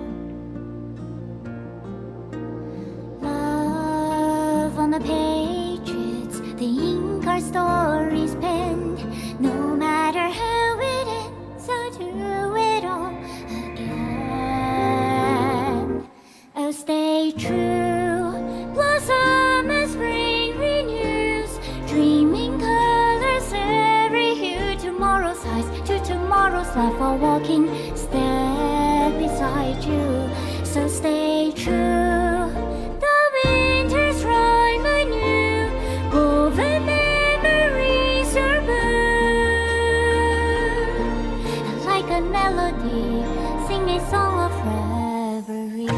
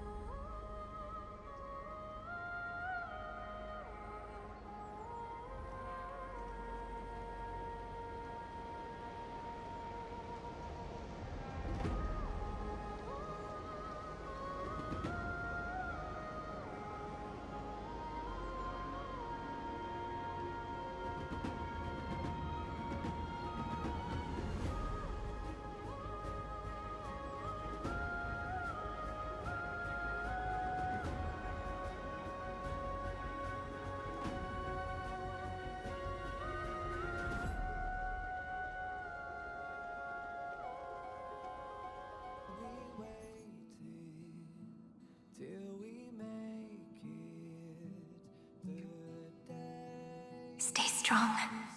Eyes forward. Always.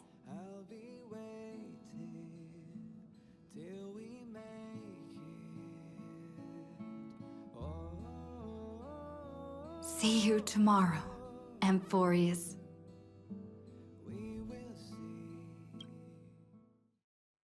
The train is about to make the jump. 5, 4, 3, 2, 1.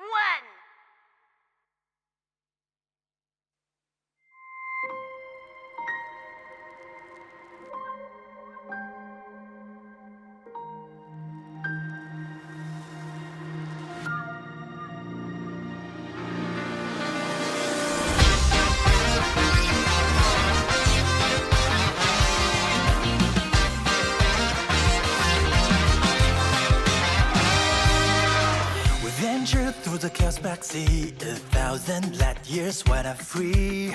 We dance beneath the galaxy, then will you be with me? Hand in hand we face our fears, conquering gaps that linger near. Together we find a way to brighter, better days. Exploration begins. Moving on to paths unknown, to break into daylight, no sleep until sunrise. Running on, and worlds of far, we're rising high into the sky. The way